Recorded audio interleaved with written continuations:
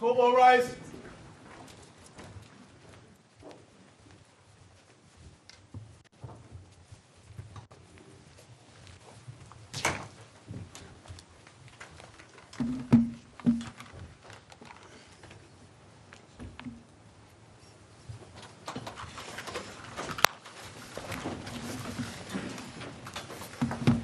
Further hearing in the appeal of Singularis Holdings Limited against Daiwa Capital Markets Europe Limited. Yes, Mr. Cole. May it please my lady and my lords, I was addressing you in relation to the position of the other directors. To finish off on that topic, there are two authorities which I need to mention. We have dealt with them quite fully in our printed case, so I do not need to ask my lady and my lords to look at the authorities, but I will just mention them if I may.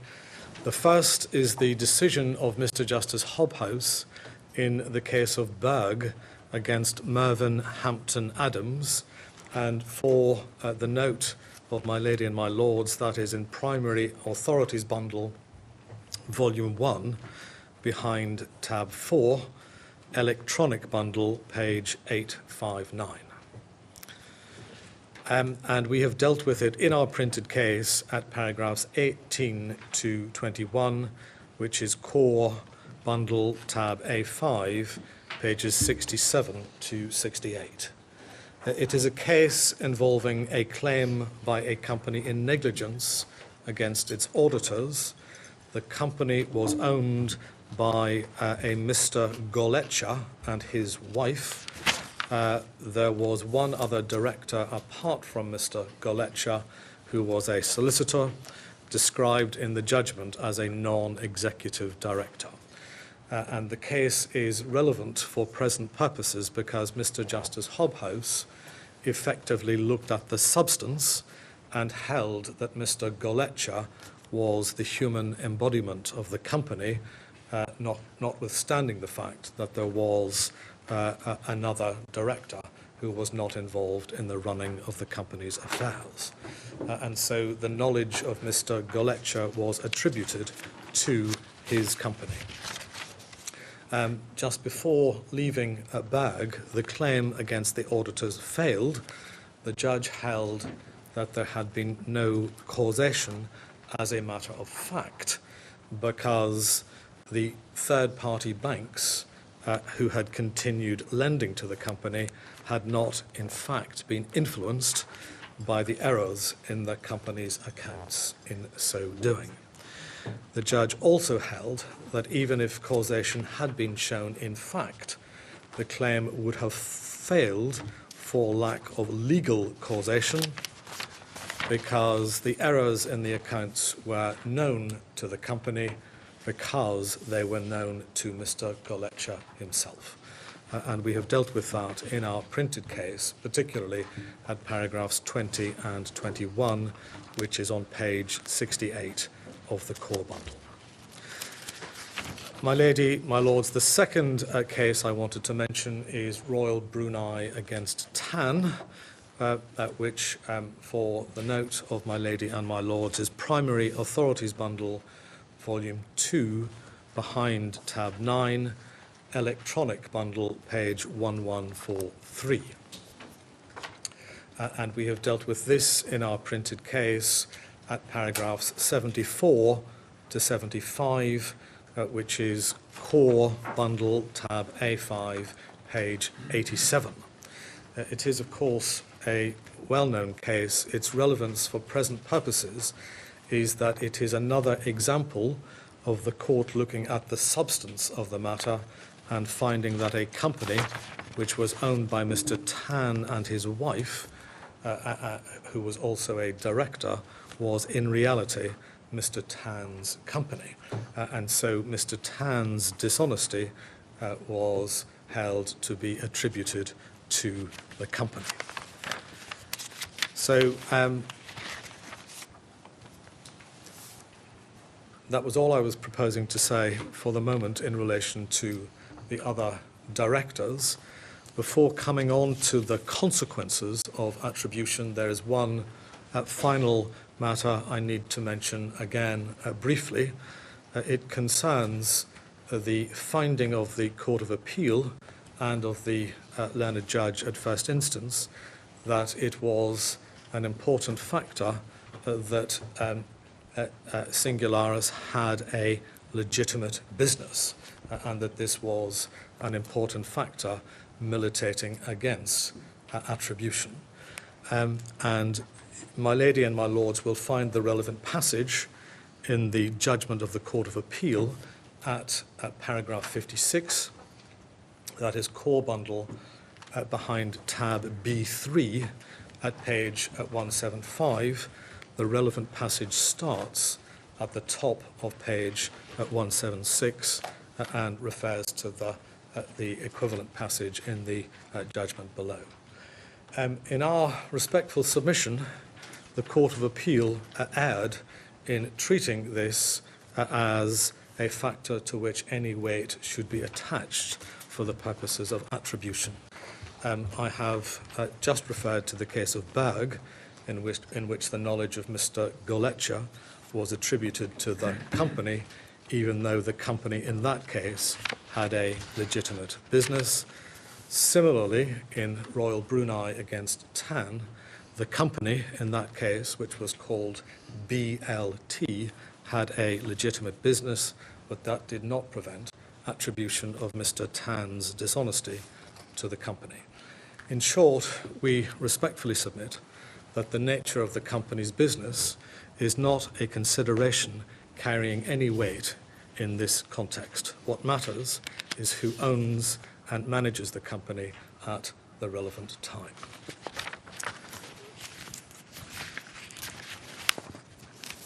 If I may now deal with the consequences of attribution if my lady and my lords find that Mr. Alcenea's dishonesty is to be attributed to Singularis. And I can deal with this relatively briefly because, as my lady and my lords have already seen, the learned judge concluded in paragraph 173 of her judgment, in a passage that was approved by the Court of Appeal, that attribution of Mr. Alcenea's dishonesty to Singularis would denude the quince quo duty of all effect.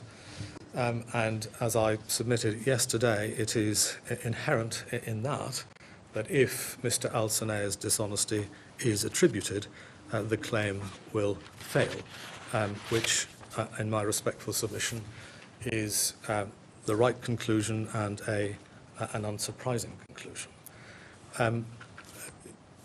My lady and my lords will find, however, will have seen, however, that the Court of Appeal went on to hold that even if the dishonesty were to be attributed, the claim would still succeed.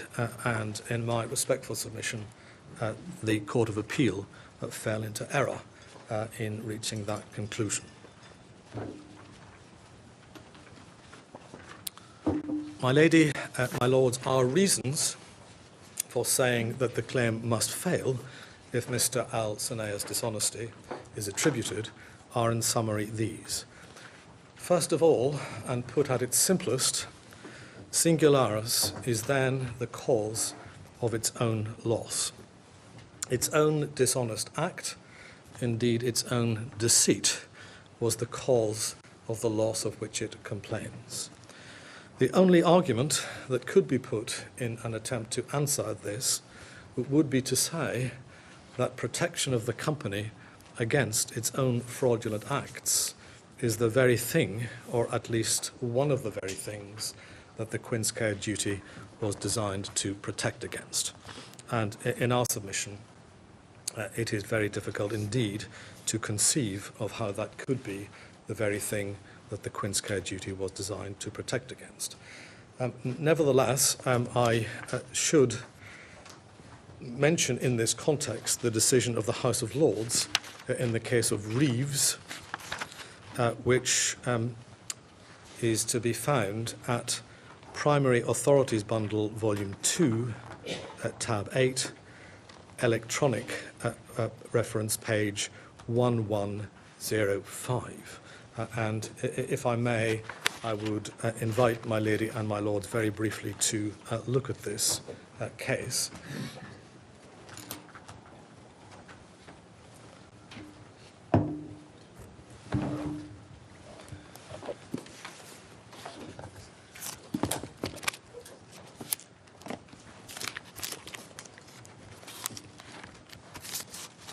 It is a sad case involving a prisoner who committed suicide while in police custody. The prisoner had a known propensity to self-harm, and the administratrix of his estate sued the police authority, arguing that they were responsible in negligence for the deceased's death. And it was argued on behalf of the police authority that the deceased had been the cause of his own death, and that broke the chain of causation between the negligence and the loss. If I might ask my lady and my lords to look at page 569 in the hard copy bundle, page 1113 in the electronic bundle. This is the judgment of Lord Hoffman in the speech of Lord Hoffman in the House of Lords. And if I could pick it up just above letter C, a sentence beginning just in from the left-hand margin, deliberately inflicting damage.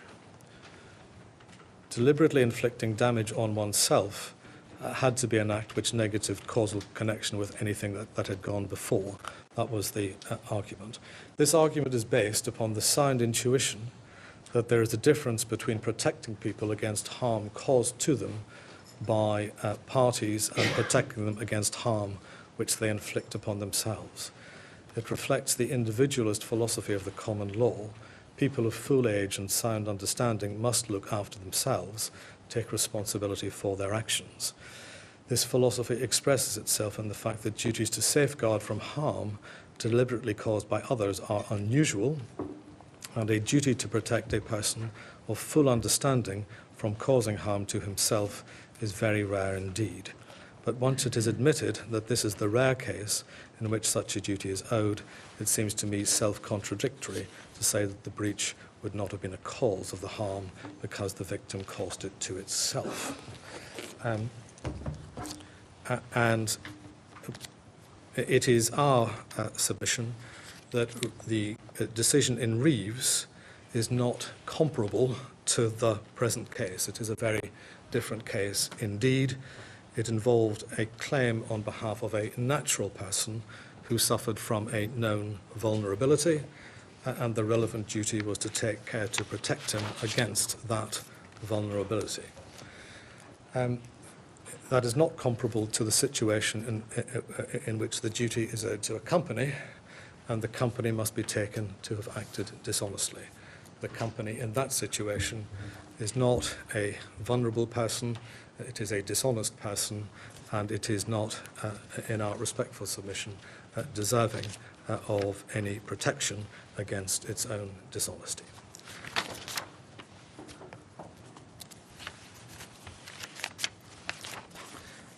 So that is the very thing, and our submission is that the Queen's Care duty is certainly not a duty where the very thing to protect against is the company's own dishonesty. My lady, my lord, still on the issue of causation, another way of putting the matter is that once Mr. Alcene's dishonesty is attributed to Singularis, Singularis cannot be taken to have relied upon the performance by Daiwa of the Queen's Care duty. And in substance, that is no different from saying that once Mr. Al-Sanea's dishonesty is attributed to the company, there is no legal causation. It is in substance the same point that Mr. Justice Hobhouse addressed in Berg, in which he held that because Mr. Goletsch's knowledge was to be attributed to the company, there was no legal causation, even if there had been factual causation in that case. A third way of putting what is essentially the same point is that Singularis itself is primarily responsible for having committed the tort of deceit against Daiwa, and so any damages for which Daiwa might otherwise be liable are extinguished by an equal and opposite claim by Daiwa for the tort of deceit. And in that context, I need to mention the decision of Mr. Justice Evans Loam following the full trial of the proceedings in the case of Bearings against Coopers and Lybrand. It is a very long judgment, and again, I will not ask my lady and my lords to turn it up, because the point I wish to make can be made quite shortly. For the note of my lady and my lords, it is in Primary Authorities Bundle, Volume 1, Tab 3, and in the electronic bundle at page 609. 609. Thank you. We have dealt with it in our printed case between paragraphs 99 and 102, which is at Core Bundle tab A5, pages 93 to 94. The case involved the infamous dealings of an employee of Bearings, Mr. Nick Leeson.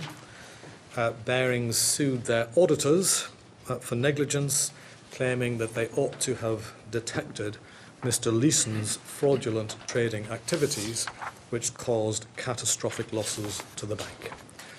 And one of the arguments that the auditors relied upon was that Mr. Leeson had deceived the auditors about the very matters that the auditors had negligently failed to detect, and consequently the claim was extinguished by an equal and opposite claim by the auditors against Bearings for the tort of deceit. That argument was rejected by the learned judge. We do not suggest that he was wrong to reject it, but we draw attention to the fact that Mr. Leeson was simply an employee of Bearings. He was not a director or indeed a shareholder. There was therefore no question of Bearings having been primarily responsible for the tort practiced by Mr. Leeson. Any liability that Bearings might have been under was purely vicarious in that case. And therein lies the important difference with the present case in our submission, because here, as I have been submitting, my lady and my lords may feel repeatedly, for which I apologise, Singularis was primarily responsible for Mr. Al-Sanea's deceit.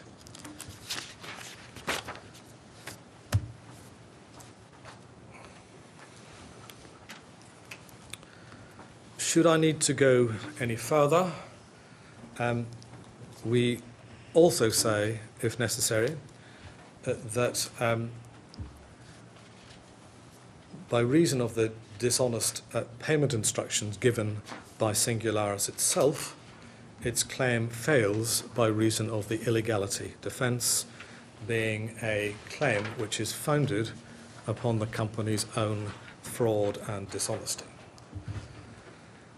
The correct approach when considering a defence of illegality is now, of course, established by the decision of the Supreme Court in the case of Patel against Mirza, and my lady and my lords will find that authority, which I will, if I may, ask you to go to in the Primary Authorities Bundle, Volume 2, behind tab 7, Electronic Bundle, page 1023.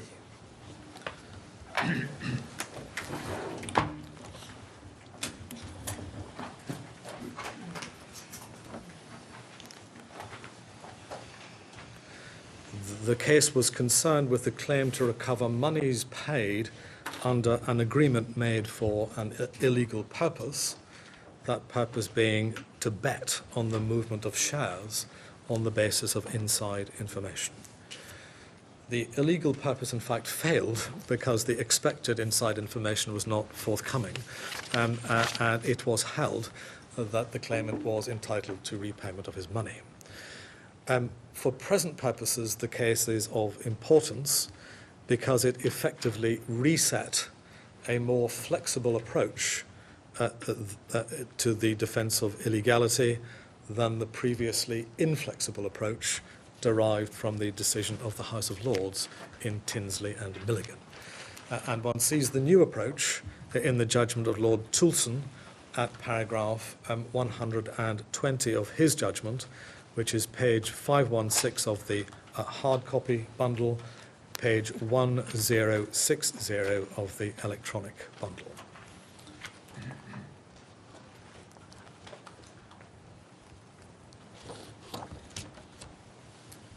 I suppose that calling it new doesn't entirely do justice to Hunger and Allen, or indeed the work that had led up to. No, I ought to rephrase it. It's the modern approach, perhaps, if I may say.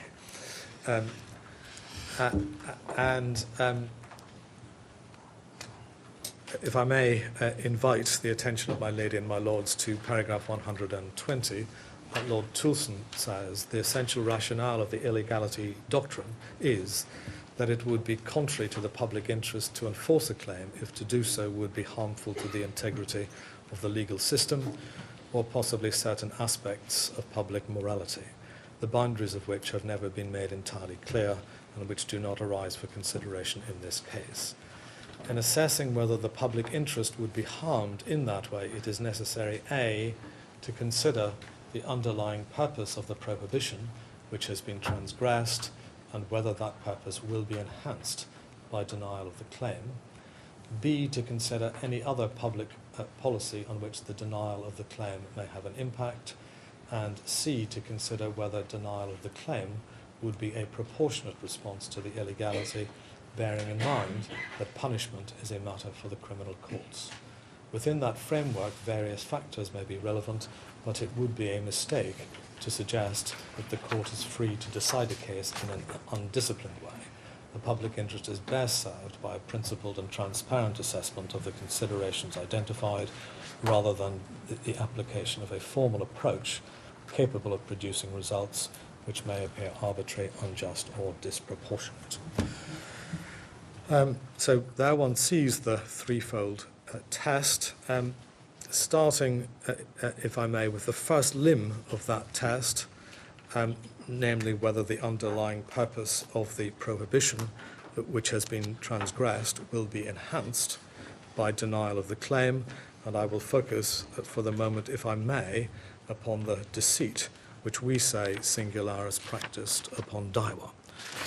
The underlying purpose of the relevant prohibition which has been transgressed in that case, namely not to deceive, is to prevent fraudulent and deceitful dealings in business affairs or other transactional arrangements between persons, whether natural or corporate. There can be few, in my respectful submission, if any, principles of more fundamental importance in maintaining acceptable standards in business dealings than the rule that parties are not free to deceive one another, and if they do, they must bear the consequences. We say that denial of a claim which is founded upon the dishonest and deceitful acts of the claimant will surely enhance the purpose of the prohibition which has been transgressed in these circumstances. Equally, turning to the second limb of the test, there is, we say, no relevant public policy on which denial of the claim may have an impact. On the contrary, public policy must surely be entirely supportive of the conclusion that a party whose claim is founded upon its own deceit will find its claim barred by the doctrine of illegality. And finally, turning to the third limb of the test, which is concerned with whether denial of the claim would be a proportionate response, in our submission, clearly it would be. Half measures are an inadequate response to deceit. A party whose claim is founded upon a deceit is fully deserving, in my respectful submission, of complete failure. And so, to summarise, pausing there, for the reasons that I have given, we say that if Mr. Alcene's dishonesty is attributed to Singularis, the claim fails. This case is essentially no different from the case of Luscombe against Roberts, which my lady and my lords will recall we looked at yesterday, and is the decision of Mr. Justice McGaw, in which he decided that a dishonest solicitor had no claim against his accountants. Whether the outcome of that case is to be regarded as being due to lack of causation, or whether it is due to the defence of ex turpi causa, does not really matter. The case shows that a dishonest person has no claim in negligence against a third party for negligently failing to stop him or her from acting dishonestly. My lady, my lords, I do not need, and I would respectfully submit, to go any further, but we have made one further point in relation to fraud, which I will mention, because we also say that Singularis's fraud included a fraud on its creditors, which was, and that is a further reason why Singularis's claim is founded upon its own fraud. We have dealt with this in our printed case at paragraphs 110.2 and 112 and 113, which is at core bundle at tab A5, pages 96 to 97. My lady and my lords, for those reasons we say the claim fails, and with great respect that the Court of Appeal reached the wrong conclusion, and unless there is anything further that I can assist my lady and my lords with at this stage, those are my submissions. Thank you very much indeed. It appears that no further questions are emanating from the court at this stage. Yes. Mr. Watkins? I have no questions. But you have been very helpful, Mr. Watkins. Thank you.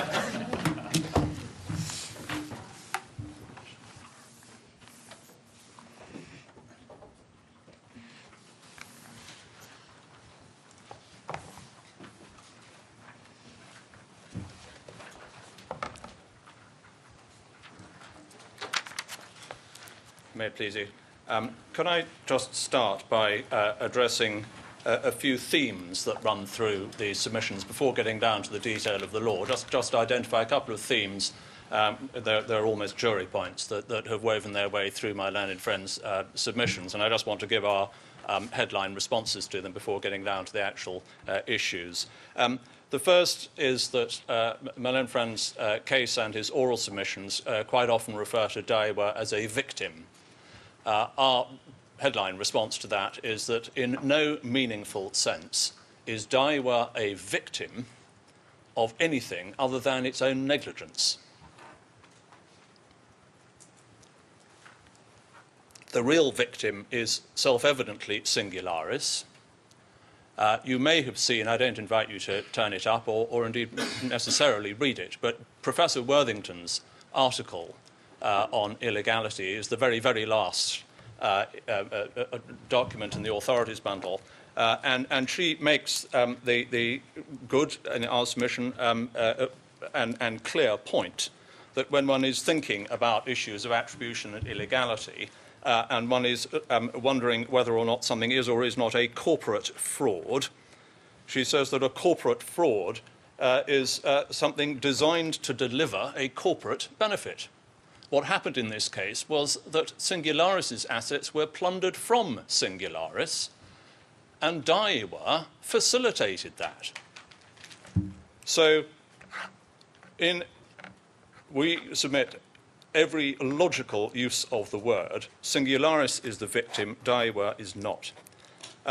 Second point, Daiwa likes to say that a fraudulent claimant, which is what he would wish you to regard my client as, a fraudulent claimant should not succeed, he says, against a negligent defendant. Our immediate response to that, my lady, my lords, is simply to say that it begs the first and main question of attribution, which is, for the purposes of this claim for breach of the Quince-Care duty of care against this defendant on these facts, should Singularis be regarded as a fraudulent claimant? That is the anterior question that he has to answer before generating the rhetorical heat he does by saying that this is a claim by a fraudulent claimant against a merely negligent bank or broker. The third theme that runs through his submissions is that he wishes you to get into the sort of frame of mind of thinking it would be odd if negligent auditor claims against negligent auditors failed, but this claim against a merely negligent broker were to succeed. And our response to that is simply that the two are not relevantly comparable, both in terms of the duties that are in play and the consequences of breach. So far as the duties are concerned, the duty of an auditor is to report to the members and the directors of the company. The Quince-Care duty, as we have seen from Quince-Care itself and in Gorman, is a duty not to make the payment, so long as it is on notice of an apparent fraud.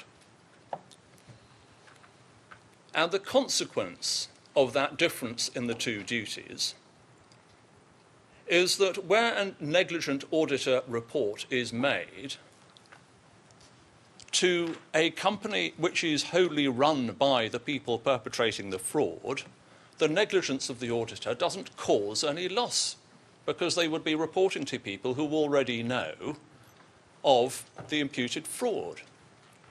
But the situation in relation to the Quince-Care duty of care, in terms of the consequences of a breach, are entirely different. Because in relation to a breach of the Quince-Care duty, the loss is suffered by the company immediately upon the breach. The breach of the duty is payment by the bank or broker. It is the act of payment that immediately and directly causes loss. And that is why one gets different outcomes or one can get different outcomes in negligent auditor cases from negligent banker or broker cases on the Quince-Care duty of care. And my learned friend says, well, that's a difference in relation to causation, not in relation to attribution. That is true, but we'll get to the detailed answers on the question of attribution in relation to his auditor cases in a moment when we get into the detail. I just wanted to park that headline thought with you. Fourth point that runs through quite a lot of Milan Friends submissions is to say that if you don't attribute the mind of the one man in a one-man company to the company, then the company is a mindless automaton. Our response to that is that, with the greatest respect, is simply false logic, because it ignores the relevant question. The question in this case is not the metaphysics of who at all times must be regarded as thinking on behalf of a company. The question is a much more narrow and specific one. The question is one of law. Should this dishonesty, this fraud, be attributed to the company? You can answer that question no in relation to a one-man company without then having to go on to say, well, whose state of mind should be attributed to the company in relation to that fraud? You don't have to answer that question. The court is only answering the anterior question, should this fraud be attributed to the company? So we are not, with all respect to the rhetoric, Malone and Friends' argument derives from a comment of Lord Sumption in Stone and Rolls, where the mindless automaton phrase is used. But with respect, it is not a valid argument in favour of forcing attribution in relation to one-man companies, because, as we say, it simply answers a false question. And the final theme that runs through Malone and Friends' submissions is he says that you should not treat a company more favourably than an individual. And you may remember he went to Luscombe and Roberts and then to the dishonest solicitor, who then tried suing his own accountant, and Lord Brown's reference to that in Stone and Rolls. He says if an individual commits a fraud, he couldn't bring a claim. If a one-man company brings a fraud, it shouldn't be allowed to bring a claim either. With the greatest respect, the answer to that was provided in the course of argument yesterday by my Lord Reid, because it simply ignores the separate legal identity of a company. If a person chooses to do something fraudulent with his own money, that is his fraud in relation to his property. But a one-man company, a shareholder, even if he is the sole beneficial owner of the entire issued share capital, that individual, that natural person, does not own the company's assets. And the moment you accept that a man can steal from the company of which he is the sole owner, Malone and Friends' argument collapses. Before leaving themes, there is just one theme that we would wish to run through our cases, which is this, that although Malone and Friends, in a sense, public stance is to remain loyal to the authority of Quintscare and Lipkin Gorman, in reality, if this court were to accept the submissions that have been advanced to you, the Quintscare duty would either cease to exist or a breach of it would cease to have consequences. And I will illustrate that as we go through. But that would, in our submission, be a retrograde step, bearing in mind the public policy on which the Quintscare duty is based. Now, having got those sort of themes out of the way, can we then turn to the actual issues? And with the greatest respect, despite Daiwa's heroic efforts to complicate matters, we submit that if one approaches the issues in a logical order, this case is in fact bristling with simplicity. All one needs to do is recognise the issues as they arise.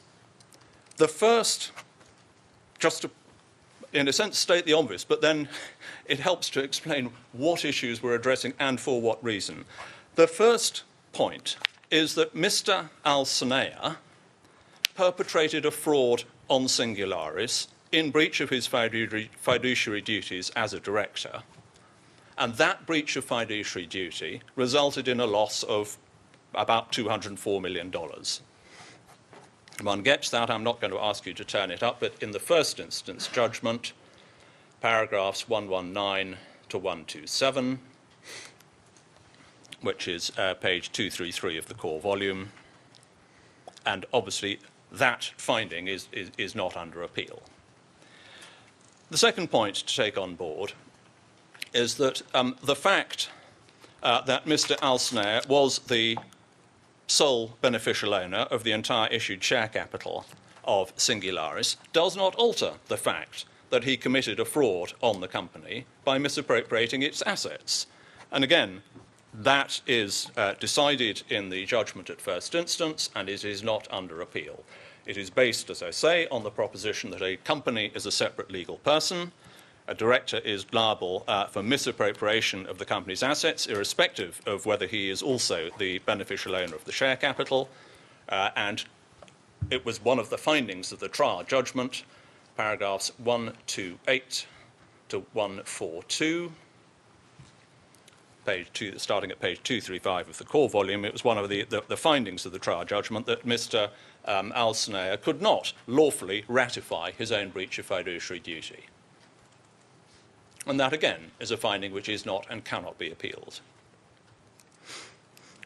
Incidentally, for what it is worth, the authorities we have, it's not, I think, in dispute, but the authorities we have are littered with observations referring to the fact that a director, even a sole director and sole beneficial owner, can be guilty of theft from his own company. It comes up in Berg, which is in the Primary Authorities Volume 1 at tab 4, at page 1065I, if you're going to the internal page numbering of the report, or page 879 of the electronic bundle. I won't ask you to go to any of these, but it's a point that's repeated in Bilter at para 155, which is electronic page 949, and it's repeated also in Stone and Rolls at paragraph 230, which is electronic page 1284. It is trite law, good law, unarguably the case that a company and sole shareholder can steal from his own company. The third point to put in mind is that the decisions in Quintscare and Lipkin Gorman tell us clearly that a broker or a bank, a broker in Daiwa's position, owes a duty of care to its client not to comply with instructions from the client where he has reasonable grounds for believing that there was a serious or real possibility that the payment instructions were fraudulent. Fourth point in the analysis, the trial judge in this case found on the facts that Daiwa was in breach of that duty. Indeed, that is trial judgment paragraphs 191 to 205, starting at page 250 of the core volume. I don't ask you to turn it up, but it was a pretty glaring breach. Her ladyship at trial said that there were many obvious, even glaring signs that Mr. Alsnaer was perpetrating a fraud on the company. And it is worth just keeping in mind a couple of the factual features of the case that led to that conclusion. The first is that Daiwa was a broker sitting on a client account. It was not a bank running a current account. And so if you are sitting on money in a client account, you would expect the money to be paid to the client, not to some third party. The second feature of the case that's worth keeping in mind is that because this was not a running current account in which one might expect hundreds of transactions to be coming in and out, one would have expected, in this case, considerably more care and attention to be paid to the very few individual payment instructions that were given. It is not, it's one of the comments made by Mr. Justice Stone as he was in Quintscare, is that part of the balancing exercise in working out what a reasonable duty of care looks like has to take into account the fact that a bank running a current account is going to be receiving thousands of instructions from many, many clients.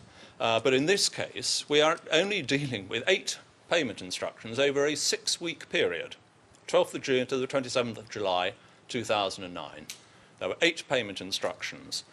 So for that reason also, one would have expected considerably more care and attention to be paid to the payment instructions.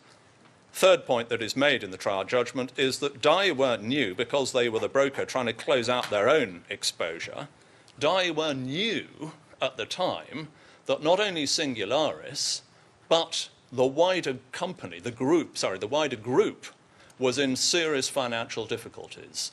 She makes that point specifically. I don't ask you to go to it, but for your note, it's para 193 of the trial judgment, which is page 251 of the core volume. That being the case, there was an obvious risk. If a group is facing really major financial pressures, there is a very obvious risk of robbing Peter to pay Paul. And as a result, it would be even more important to make sure that Singularis's assets were not being misappropriated in order to prop up other members of the group, which is, in fact, exactly what was happening. Her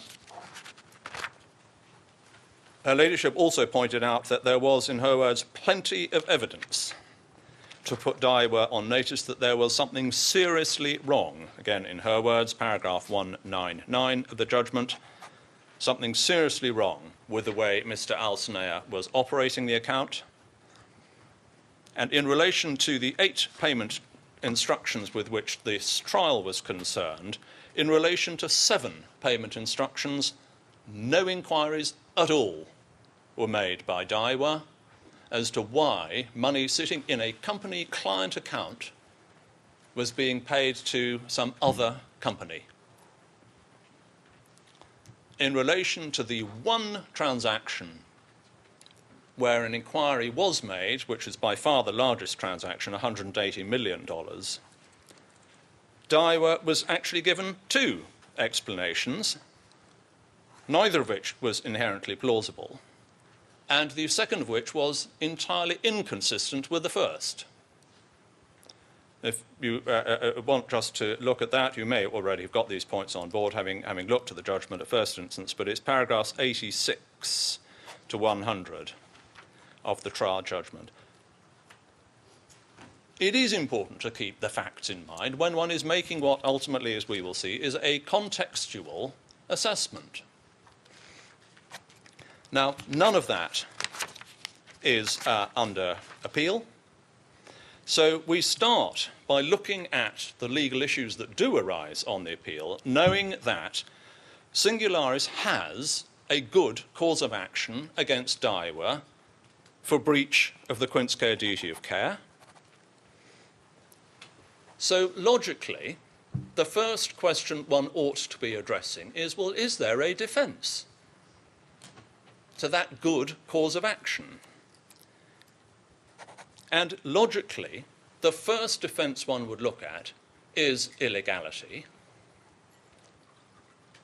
which, if one looks at the way my learned friend's written case is prepared and the way he has presented his argument orally to you, he gets to literally at the end. What he does is to present an argument on attribution in the abstract, and then he reaches his conclusion on attribution, and then turns to apply it in relation to the defence on illegality. And that, in our submission, completely skews the legal analysis of the issues that do actually need to be addressed. What we would like to do is to start with illegality to show how attribution is a part of that analysis, and that then helps you get to the right way of looking at the judgments below. Because my learned friend has been addressing you a lot of the time almost as if you are the trial judge rather than a second layer of appeal against assessments which have already been made consistently at first instance and in the Court of Appeal on what are evaluative issues. So if we turn to the defence of illegality and we look at what the judgments below do, they rejected the defence of illegality on 2 mutually independent grounds.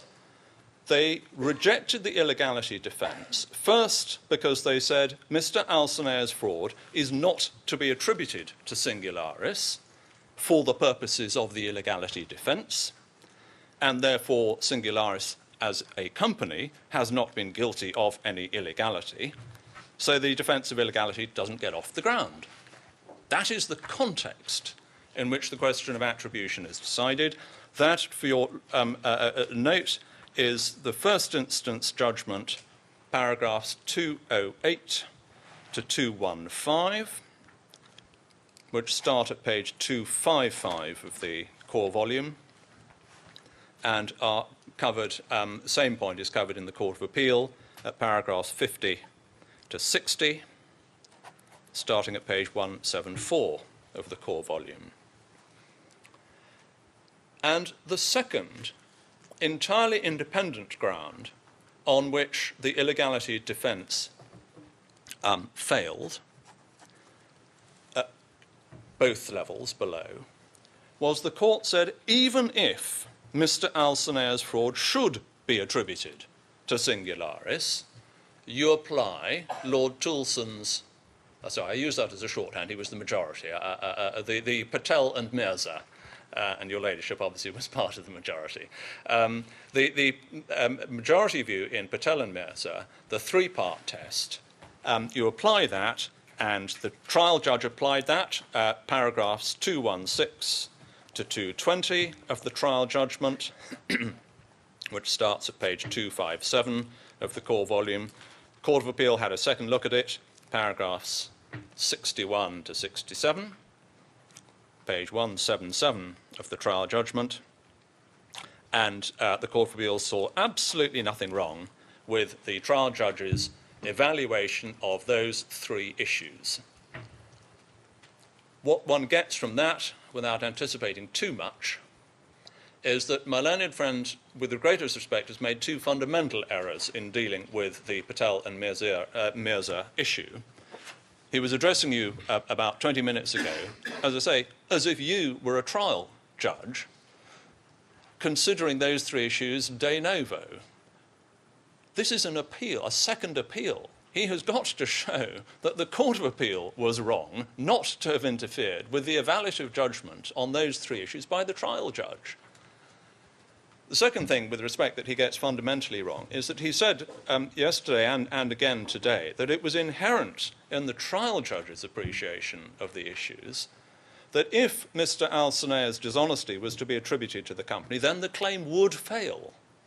And with the greatest respect, that is absolutely not what she said. She specifically went on to decide the reverse, which is that even if, and that as I say, that's the paragraphs I just referred you to, 216 to 220 of the trial judgment, she said even if you do attribute Mr. Alcene's dishonesty to Singularis, the claim fails applying the Patel and Mirza three-part test. Sorry, the claim succeeds, the illegality defence fails. So that is a very brief introduction to what was decided below, which then obviously puts into context what is actually available, so to speak, to be appealed, and the approach that you should be taking on the appeal in relation to the illegality defence. Could we just start very briefly by looking at a short passage in Patel and Mirza that you weren't taken to? Because in order to appreciate the defence that is sought to be run on illegality, it's helpful just to start by keeping clearly in mind, you may well already have this, but just to underline the point, to start by having very clearly in mind the policy that underlies the illegality defence. And if we can go to Patel and Mirza, if you're in the hard copy, it's Primary Authorities Volume 2, at tab 7, electronic page 1023. And the passage that it's very short, paragraph 99, which is electronic page 1055, or hard copy bundle page 511.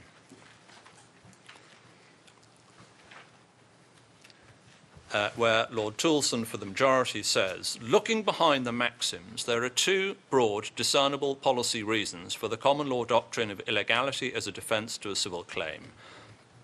One is that a person should not be allowed to profit from his own wrongdoing. The other linked consideration is that the law should be coherent and not self-defeating, condoning illegality by giving with the left hand what it takes with the right. Now, just keeping that very simple but profound policy consideration in mind, if one just thinks about how it applies to this case, Singularis has had $204 million of its money plundered from it.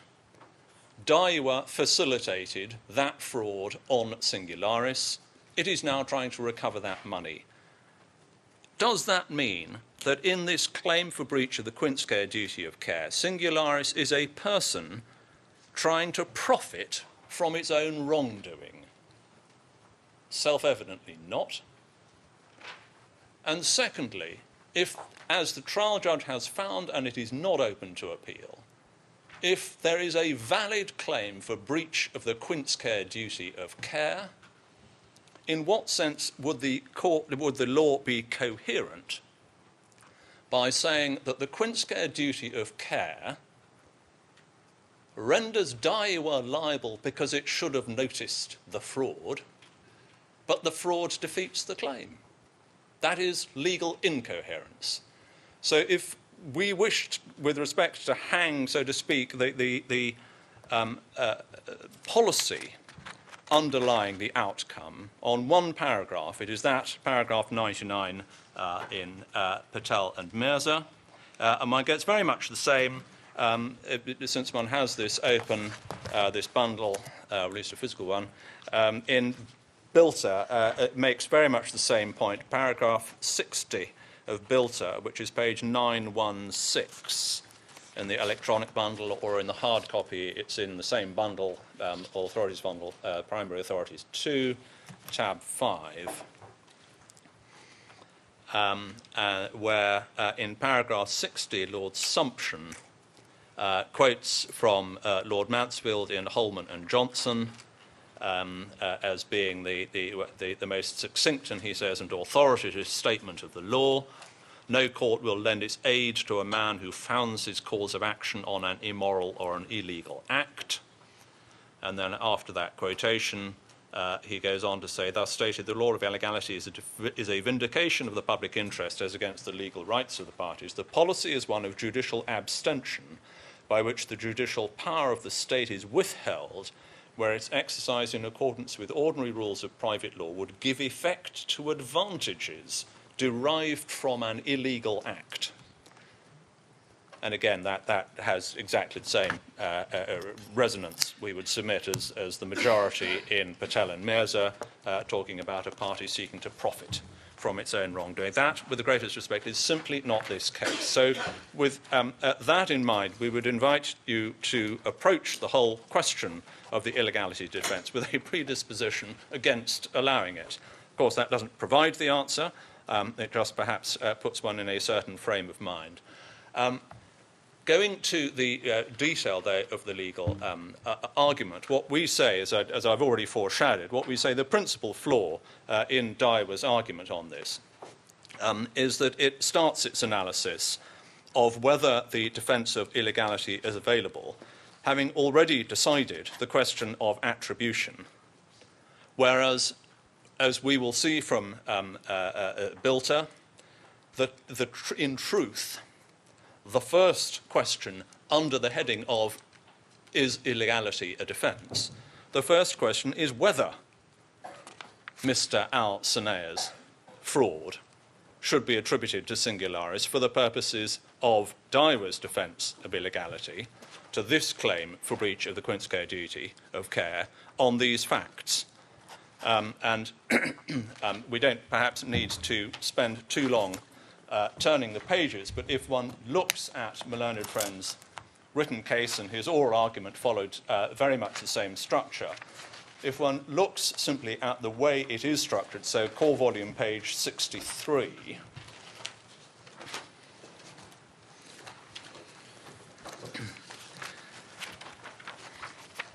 one gets the section on attribution divorced from the context in which the question is being asked, because you don't get to illegality until page 34 of the case, which is page 94 of the bundle.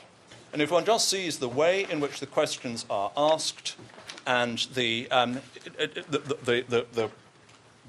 legal analysis that's being offered, if one goes, for example, to page 66 of the core volume, you'll see just before paragraph 12, with the greatest respect, the appellant is asking the wrong question. The italicized heading just before paragraph 12 talks about attribution for the purposes of Singularis's claim in negligence against Daiwa. That is just the wrong question.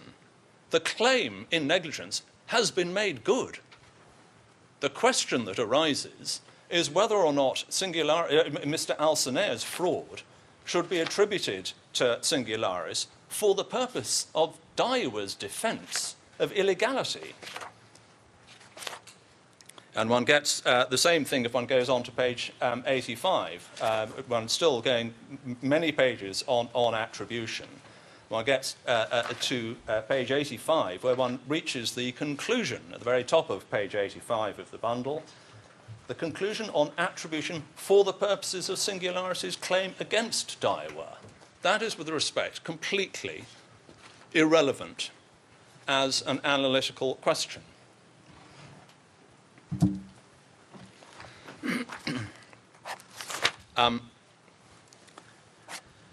And what it then contaminates is Malone Friend's argument on illegality when he does finally get round to it, which, as I say, is page 94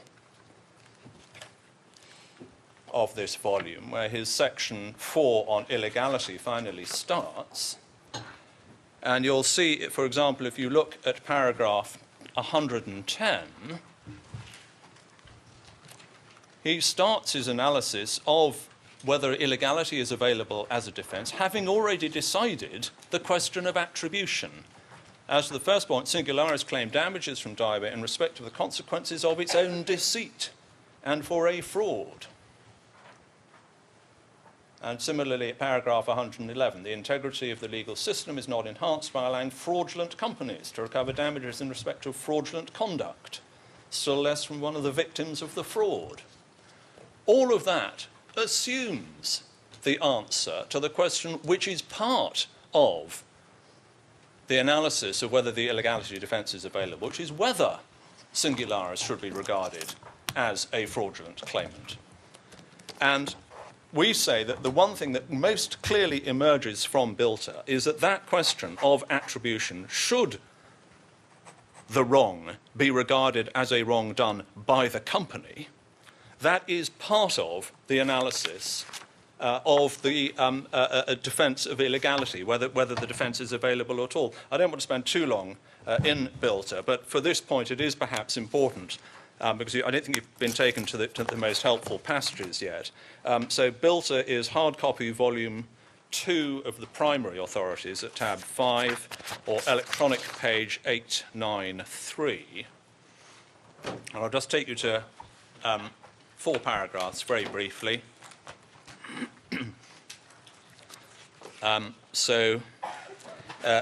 Electronic page 903. Between B and C.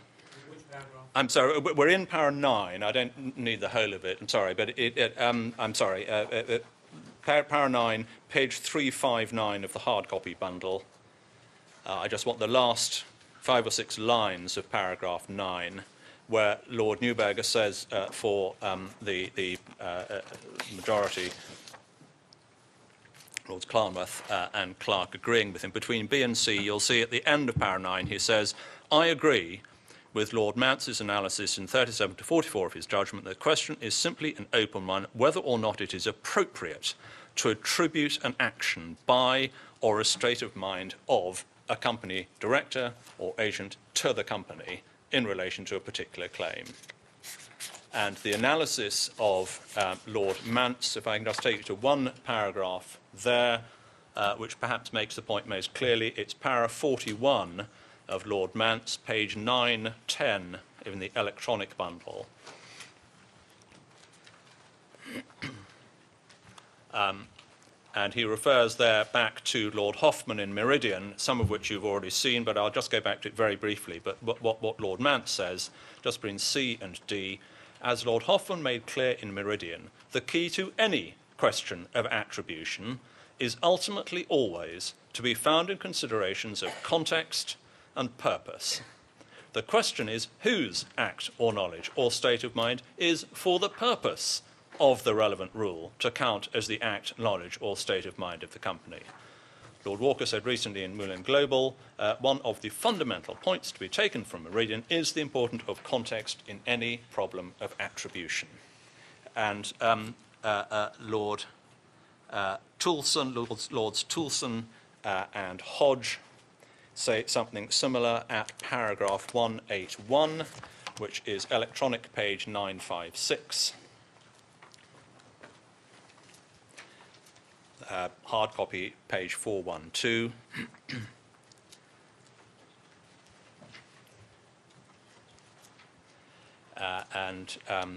There they say, in most circumstances, the acts and state of mind of its directors and agents can be attributed to a company by applying the rules of the law of agency.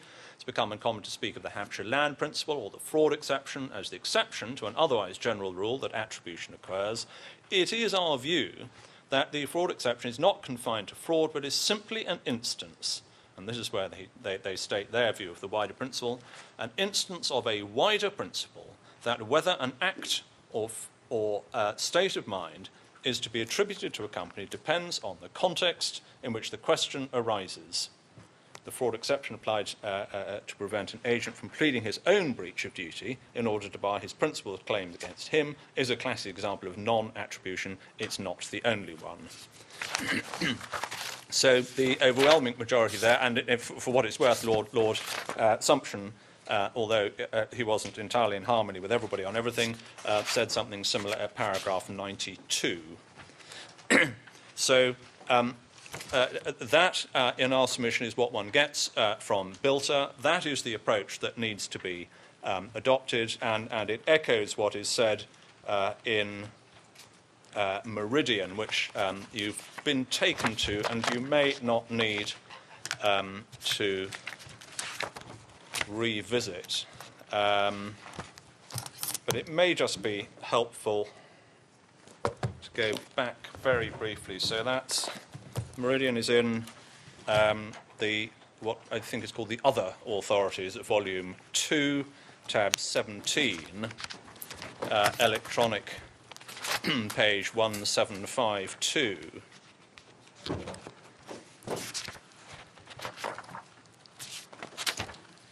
And you were read a short passage, I think, from page 1758. I just wanted to go to 1759,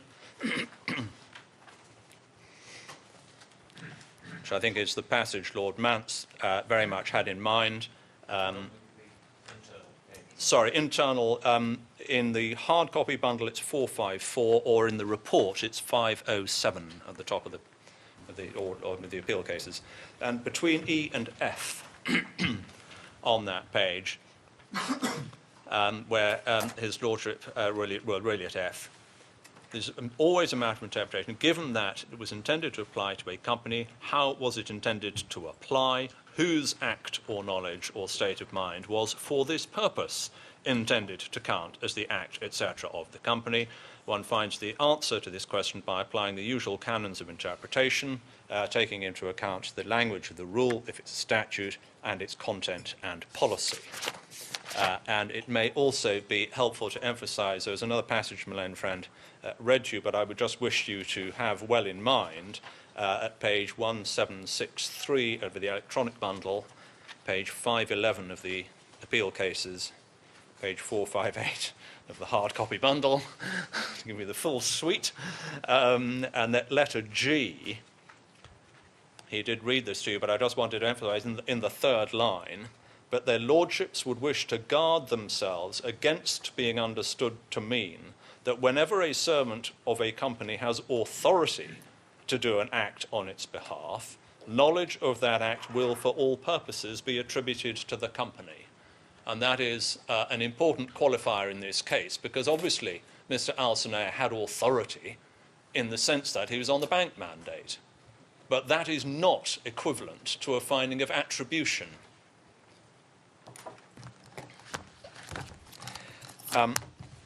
So where we get with that brief look at the case law is that we would emphasize that you don't do, with respect, what Malone Friend has done, which is to discuss attribution sort of in the abstract and then make your mind up on attribution and then look how it plays out in the context of the illegality defence. You have to decide whether, for the purposes of the illegality defence, this particular fraud should be attributed to Singularis. And the second point that one obviously gets from all of that is that the answer to that question, whether a director's fraud should be attributed to a company for the purposes of the illegality defence, is, as we have seen, always going to be an evaluative, contextual, fact-sensitive exercise for the trial judge. If the trial judge has conducted that evaluative, contextual, fact-sensitive exercise, a court of appeal is only going to interfere if the trial judge has made an error of law, taken something wholly irrelevant into account, ignored something wholly relevant. This court, with the greatest respect, should be even more light touch. This issue of evaluation has been through the first instance judgment and the Court of Appeal, entirely consistent reactions from both. This court should not be being addressed as if it was a puny judge at first instance, making this assessment afresh for itself.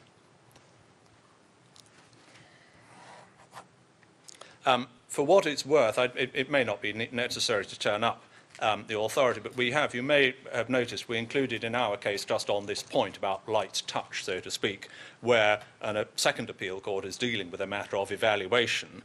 We've included some observations that Lord Briggs recently shared with us in Lungo and Vedanta. I don't ask you to go to it, but it is paragraph 12 of Lungo and Vedanta, which is electronic page 1723. It's in the other authorities bundle 2 at tab 15. I don't ask you to go to it now, but his lordship says, admittedly in a different context, it's in the context of a jurisdictional dispute, but again, where one gets very much the same sort of quality of decision-making, an evaluative, fact-based. It's not a discretion in the sense of you might or might not choose to grant an injunction, but it is something very akin to a discretion in the sense that it's an evaluative judgment, and with respect to appeal courts, a fortiori second appeal courts should be very hands-off. So that is the introduction to the whole question of illegality and what you're looking at and the frame of mind with respect in which you should be looking at it. So if, with that in mind, one then turns to the two questions that were addressed in the courts below. As I say, the illegality defence failed for two reasons. One, because of the question of attribution, and secondly, even assuming that the decision on attribution is that the fraud should be attributed to the company, applying patella mirza does the claim nevertheless still fail. So dealing with those in turn, the first question then is attribution for the purposes of the illegality defence. Now, the trial judge dealt with this in her judgment quite clearly, and she rejected the argument on attribution for two separate reasons, and it's important to keep the two separate reasons for rejecting attribution clearly in mind. The first was that addressing the argument by reference to Daiwa's own analysis, the trial judge rejected the idea that Singularis is a one-man company.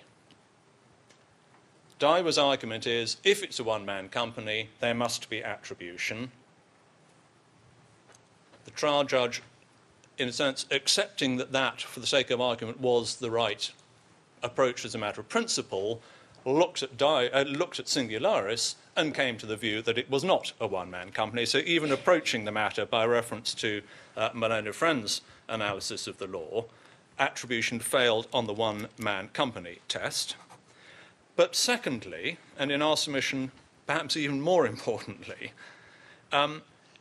secondly, the trial judge came to the view that if you take a contextual approach and you look at the question, for what purpose is this question of attribution being asked? The answer is it's for the purpose of deciding whether there should be a defence to the quince-care duty of care breach. In that context, her ladyship held that it would make a nonsense of the law, the incoherence point I made earlier. It would make a nonsense of the law to impute to the company Mr. Alcenea's fraud, which is the precondition to the quince care duty arising in the first place. Those two aspects of Hay Ladyship's judgment are, in our submission, unimpeachable. Just for your note, I don't ask you to go to them, but she deals with the one-man company test at paragraphs 210 to 212, and then again at 182 to 183. And she deals with the nature of the quince care duty of care and the incoherence argument at paragraph 213 and 184. 213 and 184. The Court of Appeal approached the issues in the same way, and they gave their approval to the trial judge's analysis of the one-man company issue at paragraphs 50 to 55 of their judgment, and to the contextual purposive coherence argument at paragraphs 56 to 58.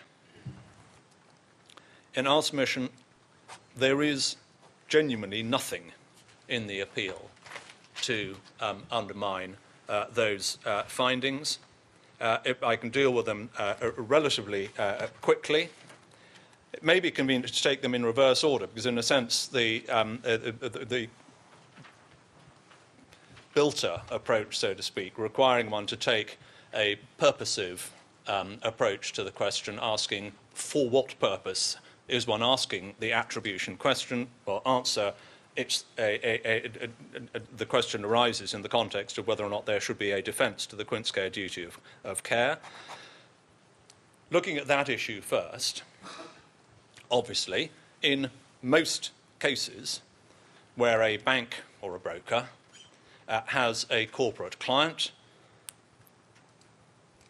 he can act on the instructions received from a person named on the mandate without a second thought.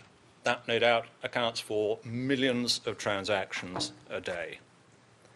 In very rare cases, a bank or a broker with a corporate customer may be put on notice that an instruction received from somebody who is on the mandate raises a real risk of a fraud against the corporate client. And in that situation, the duty is not to pay while the bank or broker is on notice. Now, again, no doubt in most cases, even where that happens, an inquiry is made, an entirely truthful and satisfactory explanation is given, the concern is dispelled, and the payment instruction can be honoured. It is only in the rare circumstances, within the rare circumstances, where that doesn't happen, where there isn't either an inquiry or the answer leaves the bank still on notice of an apparent fraud, it is only in that situation that the quince care duty of care comes into its own. That is when the quince care duty is of value.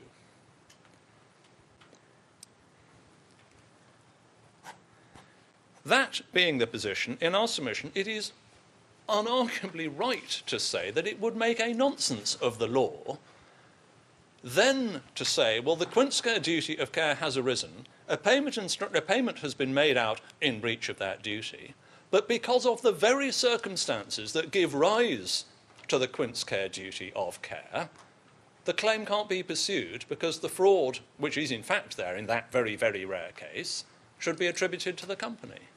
That is, in our submission, legal incoherence, and it is particularly undesirable to reach that outcome, bearing in mind the public policy on which the quince care duty is based. And there's just one short passage which you weren't taken to in quince care itself, which I just wanted to remind you of in this context. So in the hard copy Primary Authorities Volume 1, Tab 1, and it's going to be electronic page 562.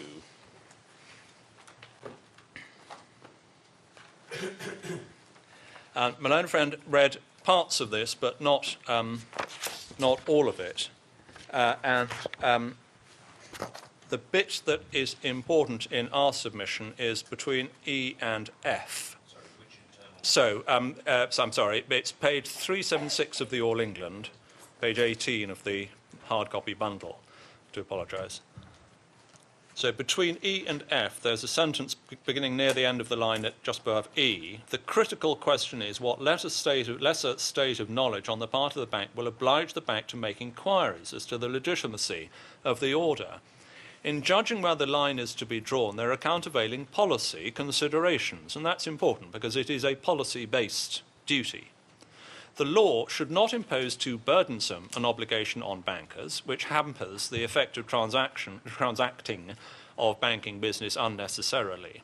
On the other hand, the law should guard against the facilitation of fraud and exact a reasonable standard of care in order to combat fraud and to protect bank customers and innocent third parties. That is the public policy on which the quince-care duty of care is based. To suggest in those circumstances that the quince-care duty of care may be broken, but that the customer, the bank's customer, Singularis, which has been defrauded, can't bring a claim because the fraud of Mr. Al-Saneh is attributed to it, in our submission, would simply neutralise that public policy.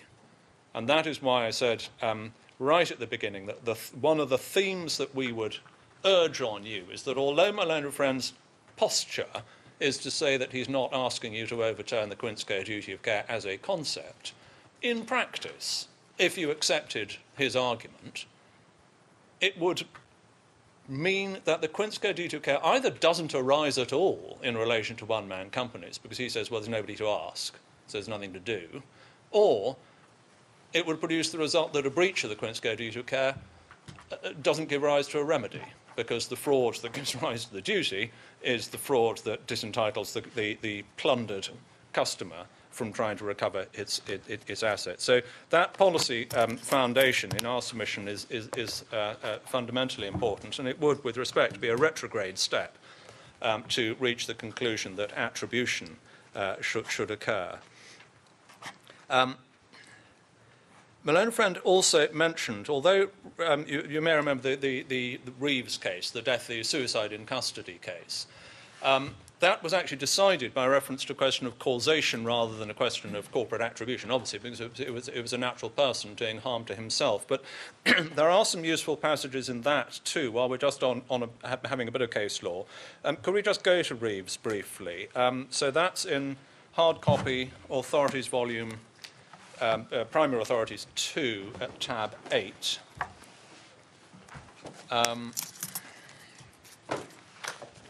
And it's the report starts at page 1105 of the electronic bundle.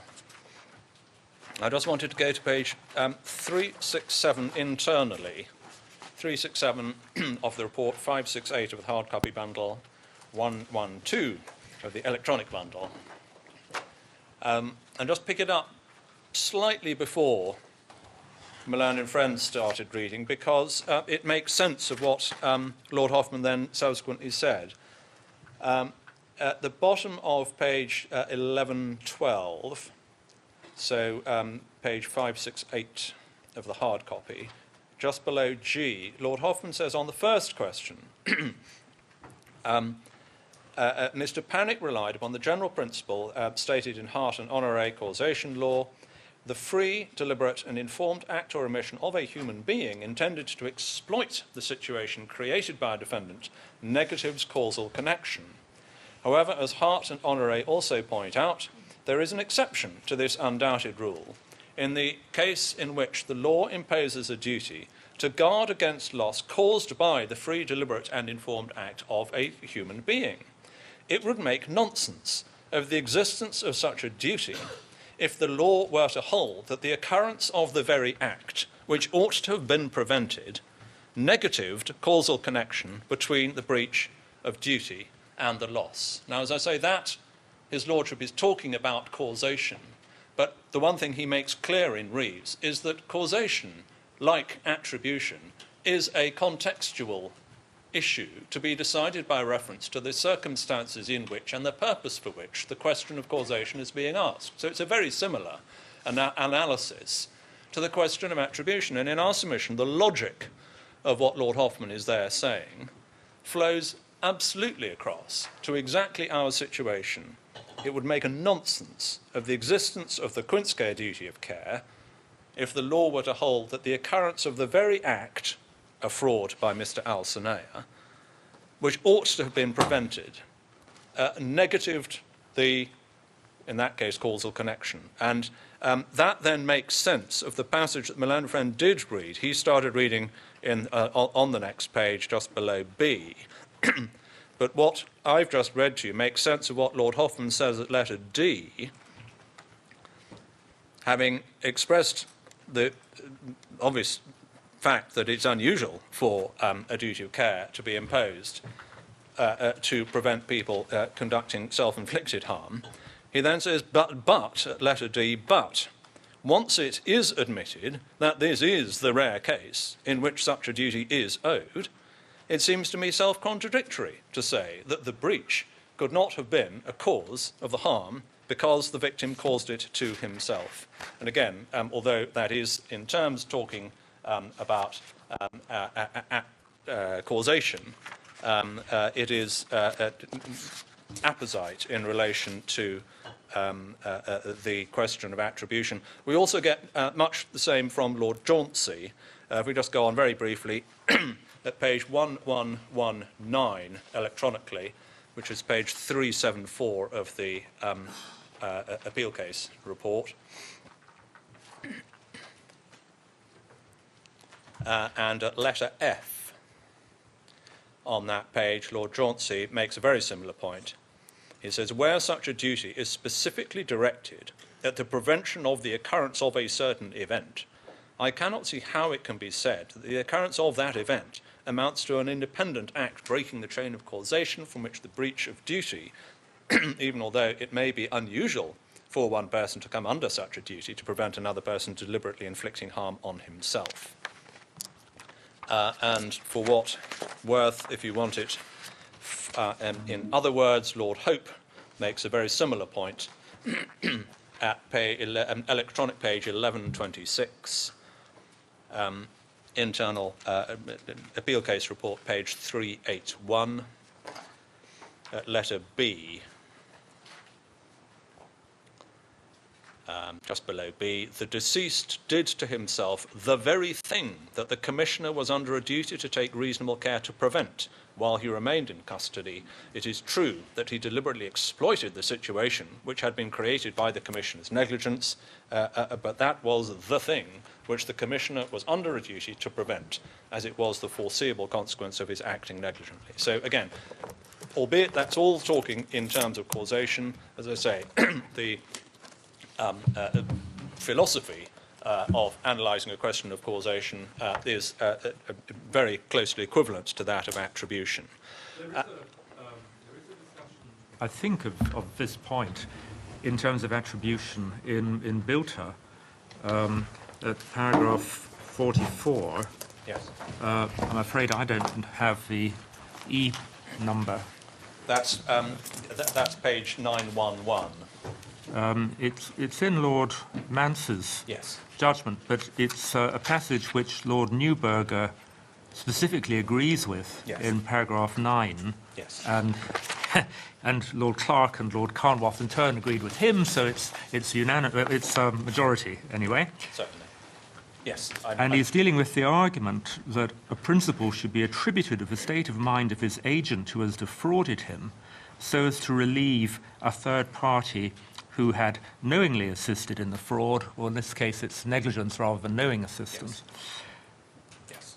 We're told such arguments are plainly without merit, and then it's put in the passage below. The simple point is that were the principal deemed to possess the agent's knowledge of his own breaches of duty and thereby to have condoned them, the principal could never successfully vindicate his rights. Indeed. I'm very grateful, yes. And as your lordship rightly says, that has the approval of Lords Neuberger and of the majority and Lords Toulson and Hodge. I'm grateful. As it happens, the Quintsco duty of care is not even such a strange beast as the duty of care in Reeves, because in Reeves it was absolutely self-inflicted harm, but nevertheless there was a duty to protect against that. In relation to a supposed an attempt to raise the illegality defence to a breach of the Quintsco duty of harm, we are actually asking a sort of an anterior question, which is, should the law regard this as self-inflicted harm? Because if you don't attribute the dishonesty of the individual to the company, then it's not even self-inflicted harm. So to succeed with the Quintsco duty of care and defeat the illegality defence, in a sense, is, as I say, it's not as rare a beast as the duty in Reeves. So where we simply get to in relation to this line of argument, my lady and my lords, is that if you combine the logic of what we have seen expressed in Reeves about the duty to prevent the very thing, and you apply that in light of the policy underlying the illegality defence, which we saw a few moments ago, which is asking, is Singularis trying to profit from its own illegality?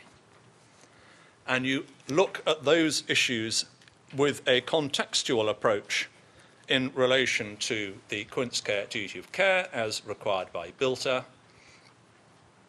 you come out, we submit, where the first instance judge came out and the Court of Appeal came out, and there is absolutely no basis for a second appeal court to come to a different view. There were no errors of law in relation to the assessment of the Bilter contextual approach answering the question of attribution.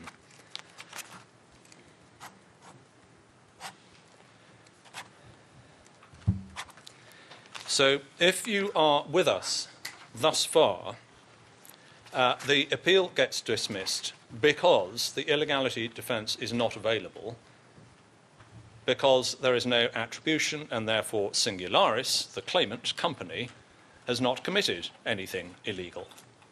Now, my learned friends' attempt to get around this problem is based on two assertions, and it's helpful just to understand how we get to these assertions and what he's trying to do with them. His attempt to get around this inconvenient outcome is based on the twin assertions. First of all, that there is a legal term of art called a one-man company, which has a single, exact, and fixed meaning.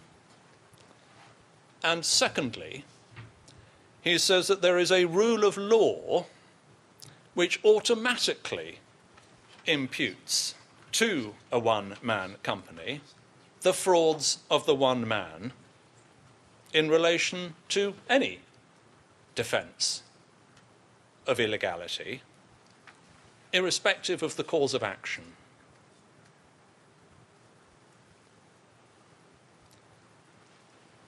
If that isn't his case, his appeal must fail. If he accepts that attribution is an evaluative, contextual question, he's lost.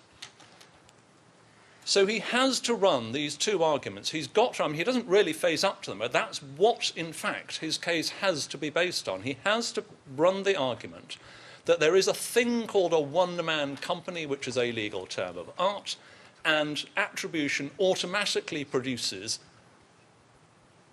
the law automatically attributes to that one man, to the company, the frauds of the one man.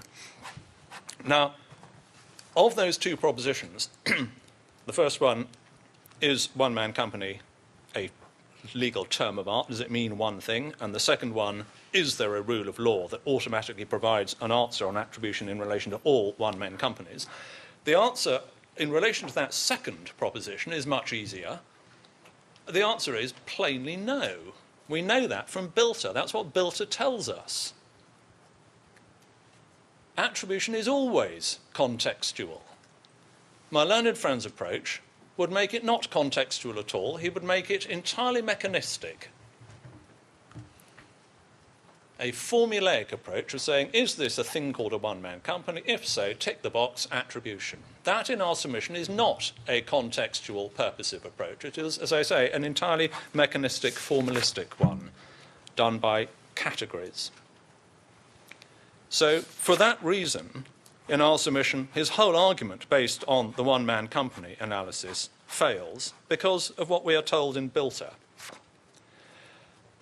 But in our submission, it fails on both grounds, because his first proposition is there a legal term of art that generates this rule of one-man company that has a single fixed meaning?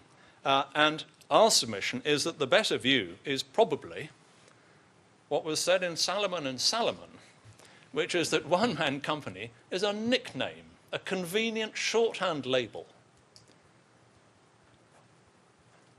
that describes, in our submission, a range of possible different factual situations. The reason why Milan Friends has been struggling with so many different formulations of dominant director, sole beneficial owner, innocent shareholder, innocent director, because he's struggling with all these things. The reason for all of that is that the label one-man company is not a term of art. It doesn't refer to a fixed, specific, clearly defined category. It's simply a shorthand label that's used imprecisely, but conveniently in some situations, to convey an idea of what the company, how the company operates.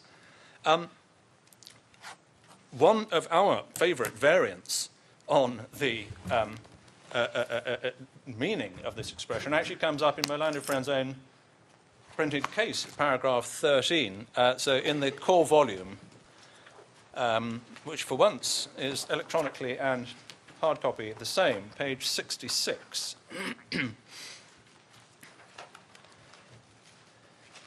Paragraph 13 of his case, he says, a further important aspect of the context to be considered when deciding whether or not Mr. Alsner's dishonesty should be attributed to Singularis is the fact that he wholly owned and controlled the company at the relevant time. In Daiwa's submission, this is the proposition of law, in Daiwa's submission, Singularis was a one-man company.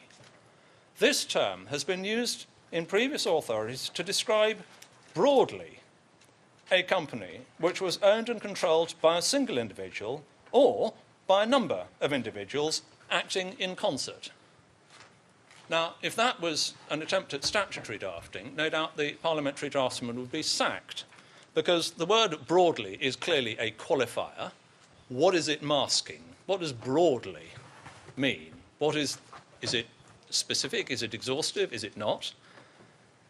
What does in concert mean? If it simply means there's either one person running most of the business or there are several people running most of the business acting together, I think he is describing almost every private company in the country. It is, with the greatest respect, a useless definition, and it betrays the fact. I don't mean to be personally unkind to the draftsman of the case. It reflects the fact that one-man company is not a legal term of art, which is why any attempt at trying to pin it down is, as they say, like trying to nail jelly to a wall. Now who's making jury? Well, purple passages, but not jury points. So, as I say, what we would urge on you is the preferred position that this expression, which is used quite often, isn't a term of art describing a single fixed concept. If secondary argument, if one-man company is a term of art, and it is necessary for the court to sort of fix on a preferred meaning, then we would submit that what one gets from Bilter is that it means a company in which there are no innocent shareholders or directors. And one gets that if one can just go back to Bilter briefly. So that's Primary Authorities 2, tab 5. The report starts electronic page 893, and we just need to look at 3 paragraphs, slightly out of order because different people are agreeing with different bits. So if we start with Lord Sumption on page 926, electronically page 34 of the appeal case reports.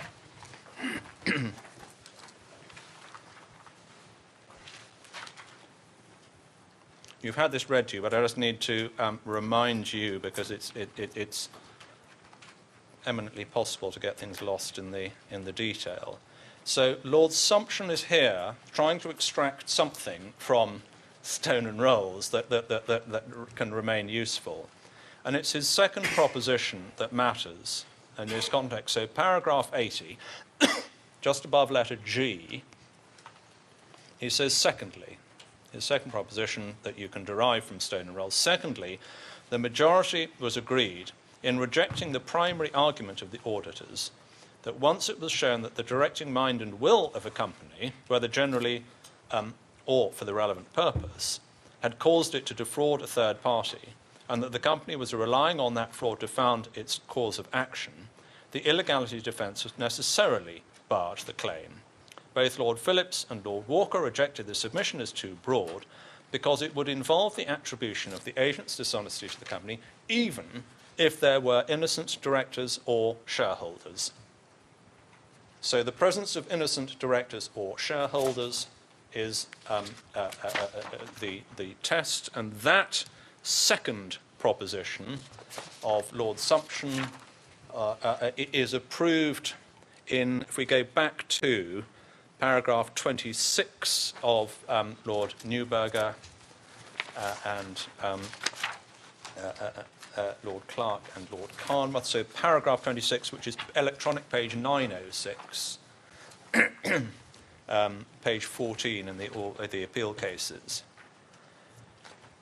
And you'll see Lord Neuberger says at paragraph 26, subject to that, I agree that the second and third propositions which Lord Sumption identifies in his paragraph 80 can be extracted from the 3 judgments in Stone and Rolls. And then he goes on to say, those propositions concern the circumstances in which an illegality defence can be run against a company when its directing mind and will have fraudulently caused loss to a third party, and it's relying on the fraud in the claim against a third party. The second proposition, with which I agree, is that the defence is not available where there are innocent shareholders or, it appears, directors. And sentence in the paragraph that it's not, these propositions are not concerned with a situation where a company is itself a victim of a fraud. No. No. That's right. Indeed. And then we also get in paragraph 50, which is in Lord Mance's speech, which is page 914 of the electronic bundle, page 22 of the appeal cases.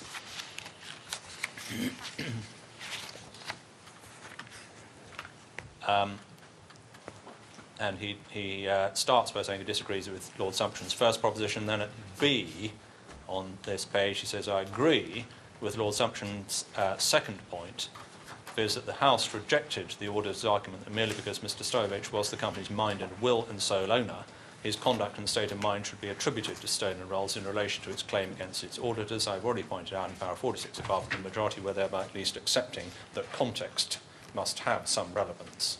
So one gets from Bilter that the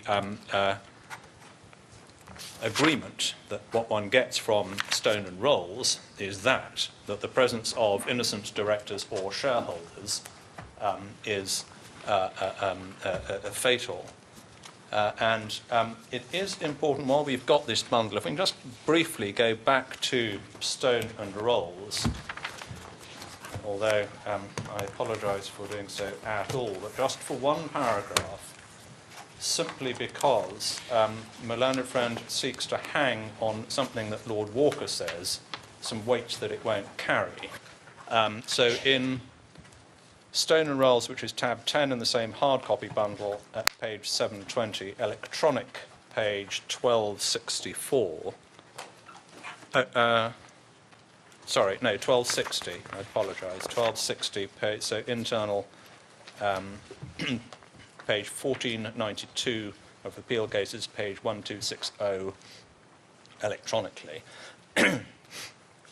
And what Lord Walker says in para 161, between D and E, he refers to Attorney General reference number 2 and Brinksmat. Then he ends this paragraph by saying, it may be simplest to propose a test in negative terms on the lines of what Lord Hobhouse said in Berg, that is, a company, this is the definition of a one-man company, a company which has no individual concerned in its management and ownership other than those who are or must be, because of their reckless indifference, taken to be aware of the fraud or breach of duty which the court is concerned. So an innocent director is someone who is not aware of the fraud and is not taken to be aware of the fraud because of reckless indifference. That formulation is repeated in I think, paragraph 173.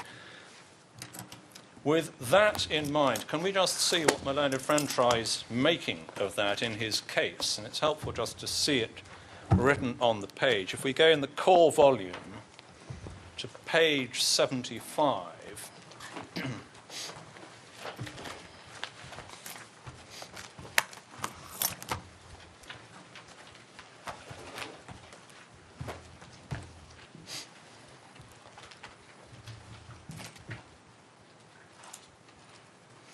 and what he says at para 37 in the first sentence is true if one is taking what Lord Walker was talking about and what Bilter is talking about as a definition. He says it follows that a one-man company is a company in which there is no other person concerned in the management of and ownership of the company other than the fraudster and those who are taken to have known of the fraud. Fine. The next sentence, which is actually what his case hangs on, is both a non sequitur and is not supported by Lord Walker in Stone and Rolls or the majority in Bilter. He says, the appointment of an innocent but inactive director who exercises no executive function does not prevent the company from being a one-man company. That, with the greatest respect, is pure assertion. It does not follow from what Lord Walker says. Indeed, it is entirely contrary to what Lord Walker says. Because Lord Walker is describing a one-man company as one that has no innocent directors or shareholders. And innocent means someone who doesn't know of the fraud and who isn't recklessly indifferent to the fraud and therefore is taken to have known of it. And that is this case. That was the finding that the trial judge made, paragraphs 188, 189 of the trial judgment. There were 5 or 6 other directors. Yes, they weren't active in management, but they were not reckless. And this is where my learned friend, there's a little sort of footnote to his argument, saying it's completely irrelevant to take into account the fact that this company, Singularis, had a legitimate business. In our submission, it is highly relevant that Singularis had a legitimate business for many years. It traded, I think it was incorporated in 2006. It had this stock financing agreement with Daiwa from 2007. It traded entirely legitimately and honestly until June 2009. The other directors were not reckless in allowing Mr. Al-Sanea to run the business because he was doing it entirely legitimately and honestly until that 6-week period right at the end of the company's life. The fact that the company had a legitimate trading existence and was not, unlike the company in Stone and Rolls, a vehicle for fraud from the outset, the fact that the company had a legitimate business throughout almost all of its trading life is highly material to the trial judge's finding that the other directors were innocent. They were plainly not aware of the fraud. There was no evidence that they were. And allowing the ultimate beneficial owner of the share capital to run the business, which he was doing honestly for 99% of the time, wasn't reckless. And it's for that reason that the trial judge came to the decision she did, that they were innocent directors. So where we get to, both in terms of the legal concept and its application, is that paragraph 37, first sentence, if you want a definition, we could sign up to that, so to speak. That's one can see, one can get that from para 161 of Stone and Rolls and the paragraphs in Bilter that we've looked at. If you wish to treat the concept of a one-man company as a term of art, if you think that is a useful analytical tool, we can sign up to that. But the second sentence, with respect, is just, as we say, it's a non sequitur, and it is not supported by authority. It is not what Lord Walker was saying in Stone and Rolls or Lord Sumption was saying in Bilter. Indeed, it is entirely contrary to that. And so, as we say, as we have said in our printed case, it is very much a matter for you, my lady, and my lords, to decide whether the concept of a one-man company is a useful analytical tool at all. If it is, you've got to define what you mean by it. But you may come out, just looping back to our very first point, you may come out with the view that the expression one-man company is an imprecise label that is used to cover a multitude of variable circumstances, and it's the kind of element that goes into the contextual purposive analysis that is required by Bilter in relation to any question of attribution. It is not a sort of tick box exercise that requires you to work out whether this is or isn't something that can be rigidly defined as a one-man company. So that's our submission on the concept of a one-man company. Can I just spend a few minutes on the three cases that my learned friend sought to rely on in support of his analysis of the one-man company argument? He spent a considerable amount of time on Stone and Rolls. Whether you get anything from that, as I say, is entirely a matter for you. As my Lord Reid pointed out, well into my learned friend's submissions, one might have overlooked the fact that Lord Neuberger said what he said in Bilter about Stone and Rolls, not looking at it again. And in fairness also, that was said, I think, in paragraph 30, excuse me, of Bilter. Although I don't ask you to go to it, the one thing that one gets loud and clear from really everybody, including Lords Toulson and Hodge in Bilter, is that Stone and Rolls can't be regarded as authority for any proposition other than that the claim in that case failed. I don't ask you to go to it. Paragraph 154 of Lord Toulson and Lord Hodge's judgment in Bilter supports that approach of Lord Neuberger and the others. So We don't ask you to spend any more time on stone and rolls than is entirely necessary. The second authority my learned friend sought to rely on is Berg. Can we actually just get that out? Because it is important. My learned friend didn't really dwell on it, and as a result made propositions which, with respect, are not supported by the actual decision. So it's in the Primary Authorities Volume Volume 1, sorry, and it's tab 4 in the hard copy, and it is page 859 in the electronic bundle. This was, as you know, a negligent auditor case. It is the fact that the main actor had his state of knowledge attributed to the company. But we say there are 4 very important factors to keep well in mind in relation to this judgment. The first is that Mr. Justice Hobhouse, as he then was, does not attempt to give any detailed analysis of what one-man company means. He's just making a decision on the facts of the case in front of him.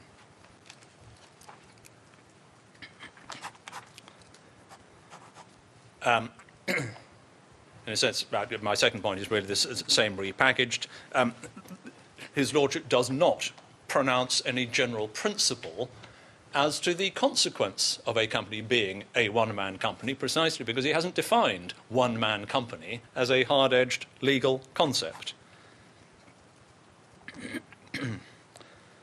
The third point is that the claim failed on grounds of causation in a way which does illustrate, I don't ask you to go to it particularly, but it does illustrate, if you look at page 1070 of the report, page 884 of the electronic bundle, you'll see a very clear explanation of what we say the difference between negligent audit cases and breach of quince-care duty of care cases looks like, because that was a clear description of the consequences of the breach by the auditor of the duty of care. And as a result, although my own friend, I think, said that the claim failed, it didn't strictly fail. There was negligence, but nominal damages were awarded because no loss could be said to have flown. It's between G and I on that page. No loss could be said to flow because of the facts of the case, because nothing different would have been done by those in control of the company.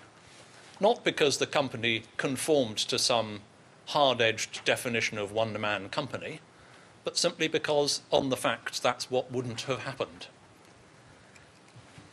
But the final point, which is perhaps most important in relation to the issues that you're looking at, is that, contrary to what my own friend has said in his written case and orally, this was not a case in which fraud by a director was being attributed to a company in the first place.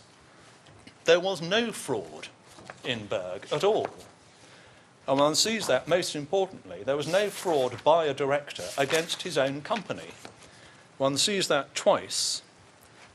Page 879 in the electronic bundle, page 1065 of the BCLC report.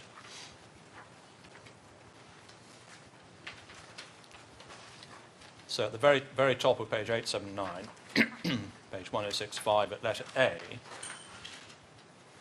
in the present case, it has not been proved that there was any fraud by Mr. Gletcher in relation to the 1982 audit, still less that at that time Mr. Gletcher was practicing any fraud upon his principal, Berg. So for this case to be cited as authority for a proposition of law that in Singularis the fraud by Mr. Alsinayer must be attributed to the company, it was with respect literally hopeless, because it wasn't a case of attributing a director's fraud to a company at all, because the director didn't commit a fraud. And in case the point needed repetition, Mr. Justice Hobhouse did repeat the point on the very next page, page 880 electronically, 1066, between B and C.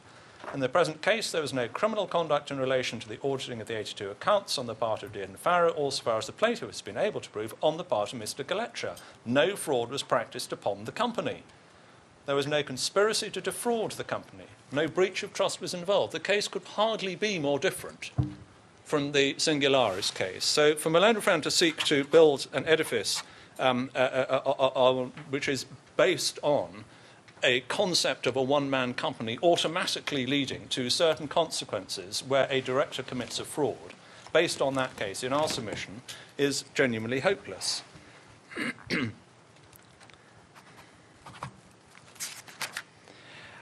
The third last case in his trio on this was Royal Brunei Airlines and TAN.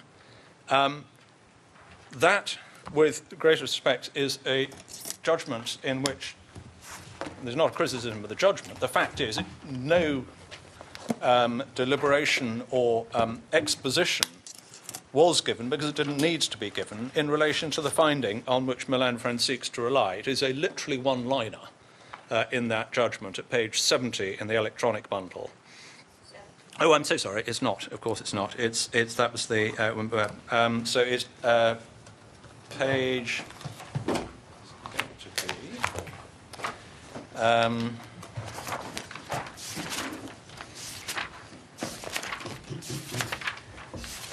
Sorry, can I get back to you on that? I got a wrong page reference.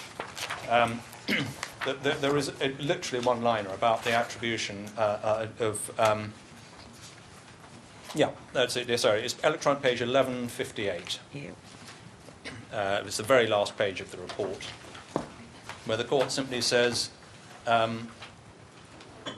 between B and C, the defendant's conduct, that's the individual, the defendant's conduct was dishonest. By the same token, and for good measure, BLT, that's the company, also acted dishonestly. The defendant was the company, and his state of mind is to be imputed to the company. You cannot, with the greatest respect, get anything from that other than a finding in relation to the facts of that case. There's no proposition of law there. There's no definition of what a one-man company means. And there is no suggestion that there is an automatic process of attribution of a director's fraud to a company if something is a one-man company. So, again, any attempt to elevate that three-line finding on the facts of that case to a general proposition of law is, with respect, hopeless. There wouldn't be anything unusual in any event about saying in a claim against a company arising out of dishonesty on the part of an officer or employee of the company that the company was responsible for the dishonesty. No, absolutely. No.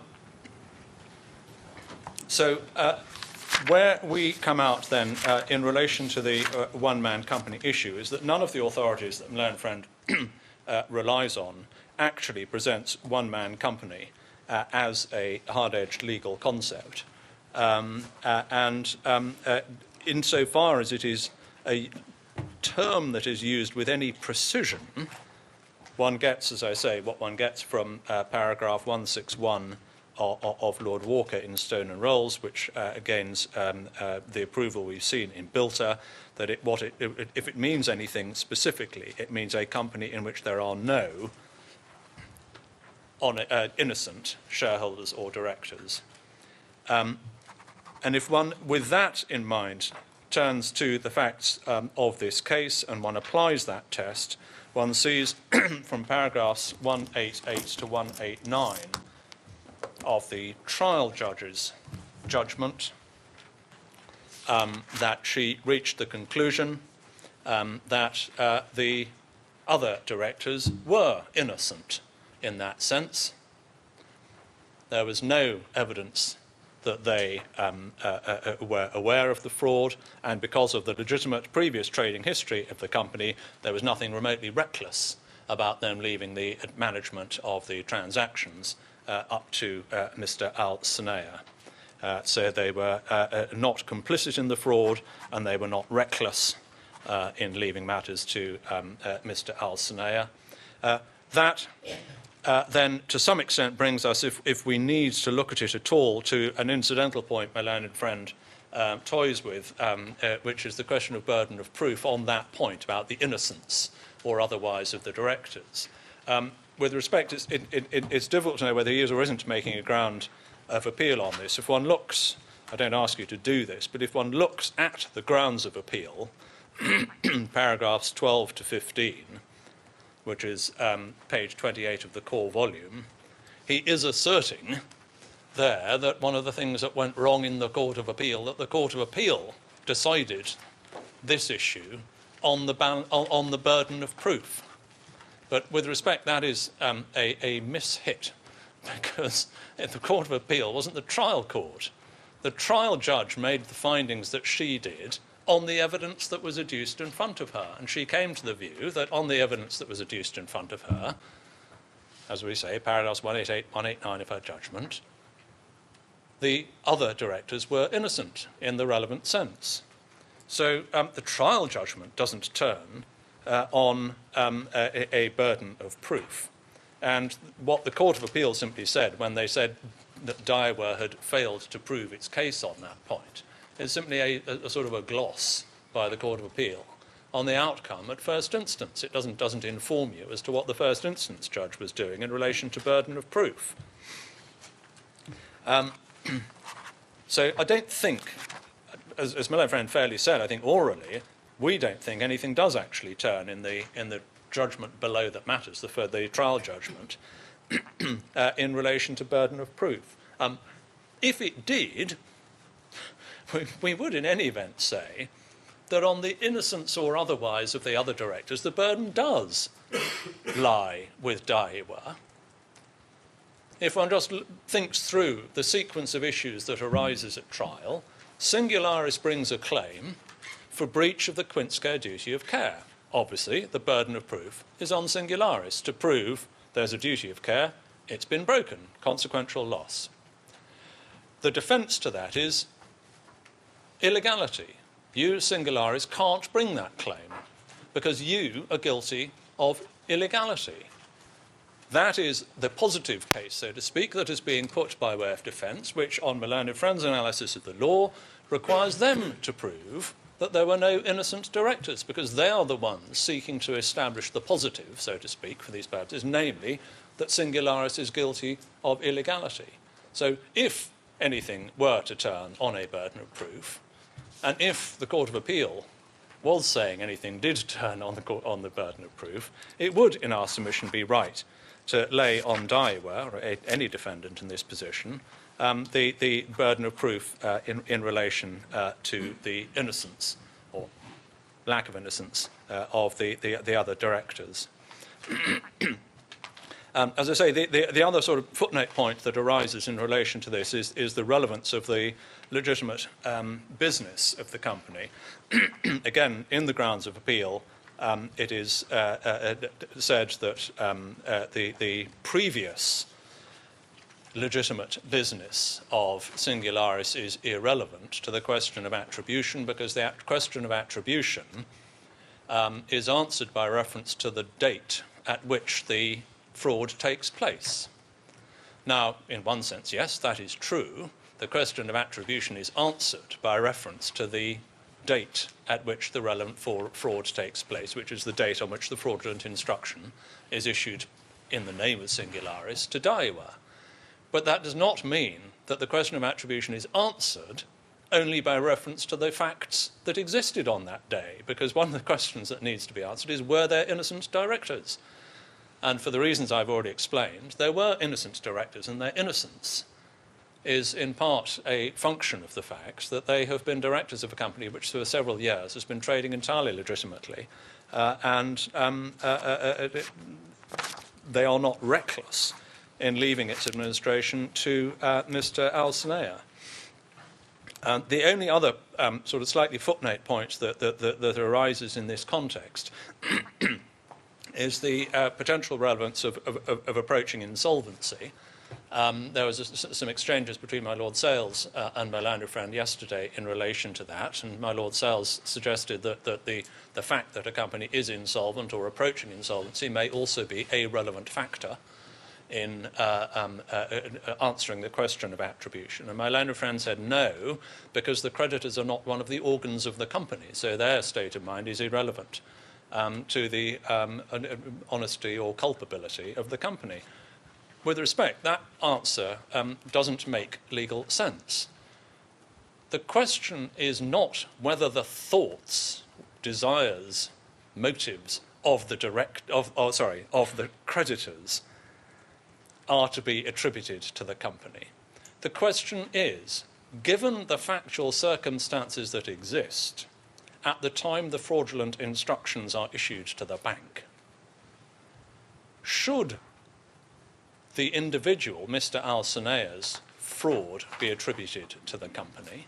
If he is defrauding the company, which has a consequential effect on the creditors because the company is insolvent, and he is therefore in breach of his fiduciary duty to the company not to misappropriate its assets, and he is also in breach of his common law duty to take into account the interests of creditors by virtue of the West Mercia line of authority, then in our submission, that, in a sense, that compound fraud on his part is a relevant factor in deciding whether his fraud should be treated as the company's fraud.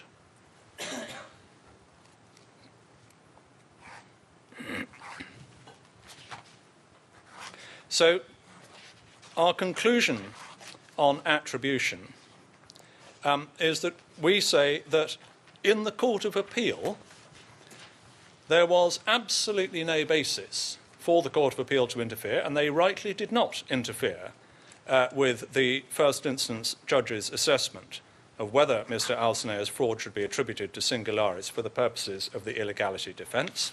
And obviously, we therefore say there is nothing with respect to detain your ladyship and your lordships in this case. Both the judgments in the courts below involve nothing other than an entirely proper application to the particular facts of this case of orthodox legal principles, and the case on attribution was rightly decided. If it was wrongly decided on attribution, you would then go on to see whether the Court of Appeal should have overturned the trial judge's sort of contingent decision, so to speak, applying Patel and Mirza. The test in Patel and Mirza would only logically arise if there had been attribution. If there has been some illegality, you then apply the three-part Patel and Mirza test. And that, again, is what the trial judge did at first instance. She did that starting at about paragraph 207 and 216 to 220, page 257 of the electronic bundle. The Court of Appeal had another look at it. The Court of Appeal came to the same view. Now, once we get to this stage of the analysis, in our submission, this court should be even more, as I say, even more hands-off with respect, because we've seen from Patel and Mirza that the three-part test is contextual, evaluative, it involves assessments of proportionality. It is precisely the kind of first instance decision that should not be interfered with by a Court of Appeal unless there is a clear error of law or a taking into account something irrelevant or failing to take into account something that is relevant. The Court of Appeal applied that approach and upheld the judgment below. There is, again, with respect, nothing for this court to engage. And my learned friend's address to you this morning was, as I say, a script for a trial judge, not for a second appeal on the application of these three tests. His written case attempts to get you interested by saying that the Court of Appeal, and this is paragraphs, just for your note, I don't ask you to go to it, but paragraphs 106, 107 of my learned friend's written case, he says that the Court of Appeal took the wrong approach in law to their review of the first instance judge's ruling on this point, because he says that the Court of Appeal treated it as a sort of an appellate issue that was aligned to the test that would be applicable to an appeal against a first instance judge's exercise of a discretion. And they say that that was the wrong approach. And they pick upon paragraph 65 of the Court of Appeal's judgment as the offending passage. Our answer to that, as you will appreciate, is that, well, first of all, the Court of Appeal said nothing about the word discretion. They simply observed, as is the case, that the three-part Patel and Mirza test is evaluative, context-specific, involves proportionality, it involves balancing different policy considerations, and it's exactly the sort of thing that appeal courts should not interfere with unless there is very obviously something that has gone wrong. In those circumstances, in our submission, it is quite apparent that the Court of Appeal did not apply the wrong test. They recognised that there were, as I say, a balancing of multiple policy considerations at first instance, and there was nothing wrong in the first instance judge's approach to any of that.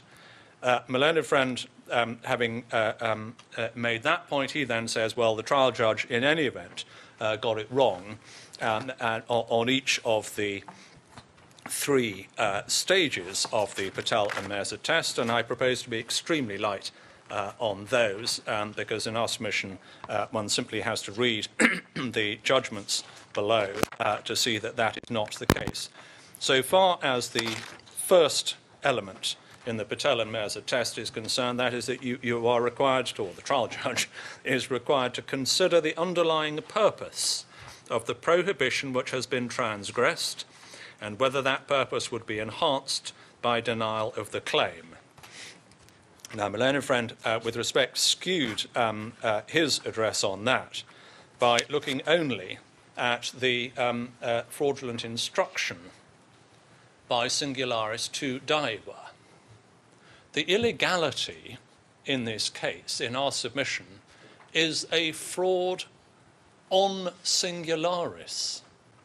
The prohibition that has primarily been broken here is a prohibition on the misappropriation of corporate assets by dishonest directors. Does disallowing this claim advance that purpose? No, it doesn't. Disallowing the claim would allow, if not condone, frauds on companies by directors. It is true that this fraud on this company incidentally also happened to involve facilitation by Daiwa, which was misled by false instructions, impliedly carrying the representation that these were genuine payments to be made by Singularis. But that is an entirely incidental aspect. And as the trial judge herself said, she didn't ignore that. In paragraph 218 of the first instance judgment, her ladyship entirely recognised that there were, in a sense, two elements in the prohibition in play here. One was the prohibition against companies being plundered by their own directors, and the other prohibition was the only one Melinda Friend talked to you about, which was bankers not being deceived.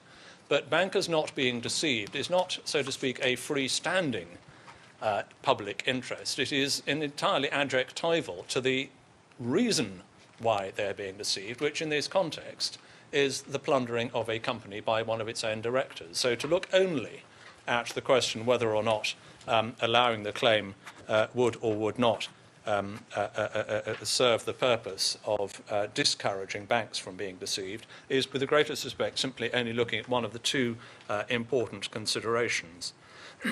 And so, in relation to the first issue, in our submission, the first of the Patel and Mirza trio, paragraph 218 of the first instance judgment is entirely correct. And what Melinda Friend's case says about it is, with respect, untrue. I won't go into the detail of it, but he responds to it as if her ladyship at trial was proposing some inflexible rule. And our submission is that if you just read that one paragraph 218 of her judgment, it's quite apparent that she wasn't. She was just making a decision on the facts of this particular case. So the second of the three Patel and Mirza tests is that the trial judge is required to consider any other relevant public policy on which the denial of the claim may have an impact. So that's the other half of the balancing exercise. And that's exactly what the trial judge did at paragraph 219. And she said that discouraging financial crime was an important policy consideration. At this point, with respect, my learned friend's argument is incoherent, because his argument has to be that her ladyship at trial took into account an irrelevant consideration in this regard. So his argument on analysis is that it was wrong in law for the trial judge to take into account the very policy consideration on which the Quint-Scare duty of care is based. We saw in Quint-Scare that the whole reason, the policy reason, it's that very short passage I took you to at page 562 of the electronic bundle, page 376 of the report. The whole policy basis of the Quint-Scare duty is that the law should discourage financial crime. So for my learned friends to be arguing that the trial judge was wrong in relation to the second of the Patel and Mirza issues to take into account the needs to discourage financial crime as a relevant factor is, we would submit, literally an unarguable point. So again, the Court of Appeal had nothing to interfere with there. And the third of the Patel and Mirza issues is, would it be proportionate to consider whether denial of the claim would be a proportionate response to the illegality, bearing in mind that punishment is a matter for the criminal courts. Again, dealt with in our submission briefly and entirely correctly by the trial judge at paragraph 220 of her judgment. Daiwa's argument is that proportionality can only be answered by denying the claim 100%. It is, in our submission, almost a hallmark of disproportionality to take an absolutist approach. What is proportionate is to do what this trial judge did, which is to allow the claim but discount it 25% to reflect contributory negligence. That is proportionality living and breathing. To deny the claim, to suggest as a proposition of law, as my learned friend has to do, that proportionality can only be answered by disallowing the claim in its entirety, again, with the greatest respect, is just unarguably wrong.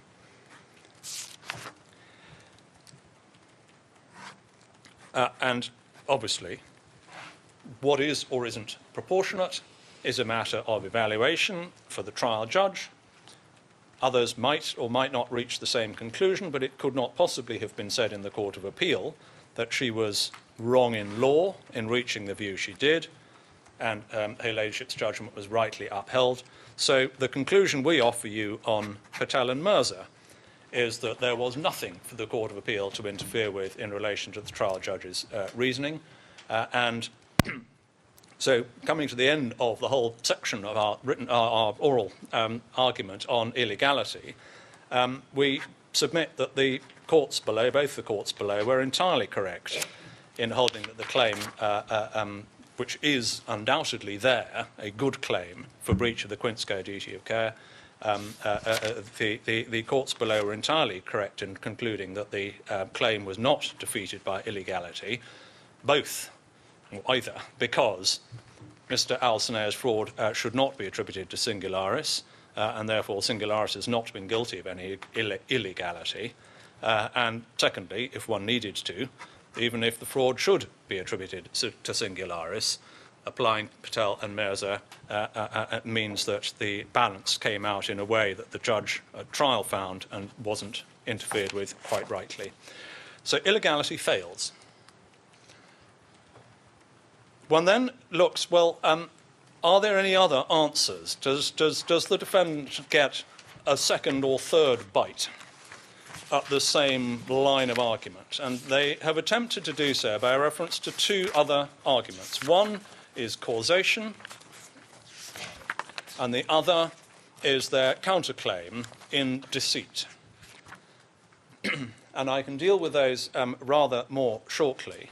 I don't know if your ladyship would wish to rise earlier. I'm about to start on causation, which is a new point. I'm certainly not going to finish it in 5 minutes. I'm very happy to use the 5 minutes, but I am, as it happens, well ahead. You're well ahead of yourself, are you not? I am, Yes. absolutely. Yes. Well, why don't we adjourn now and hear from you further at 2 o'clock? I'm grateful.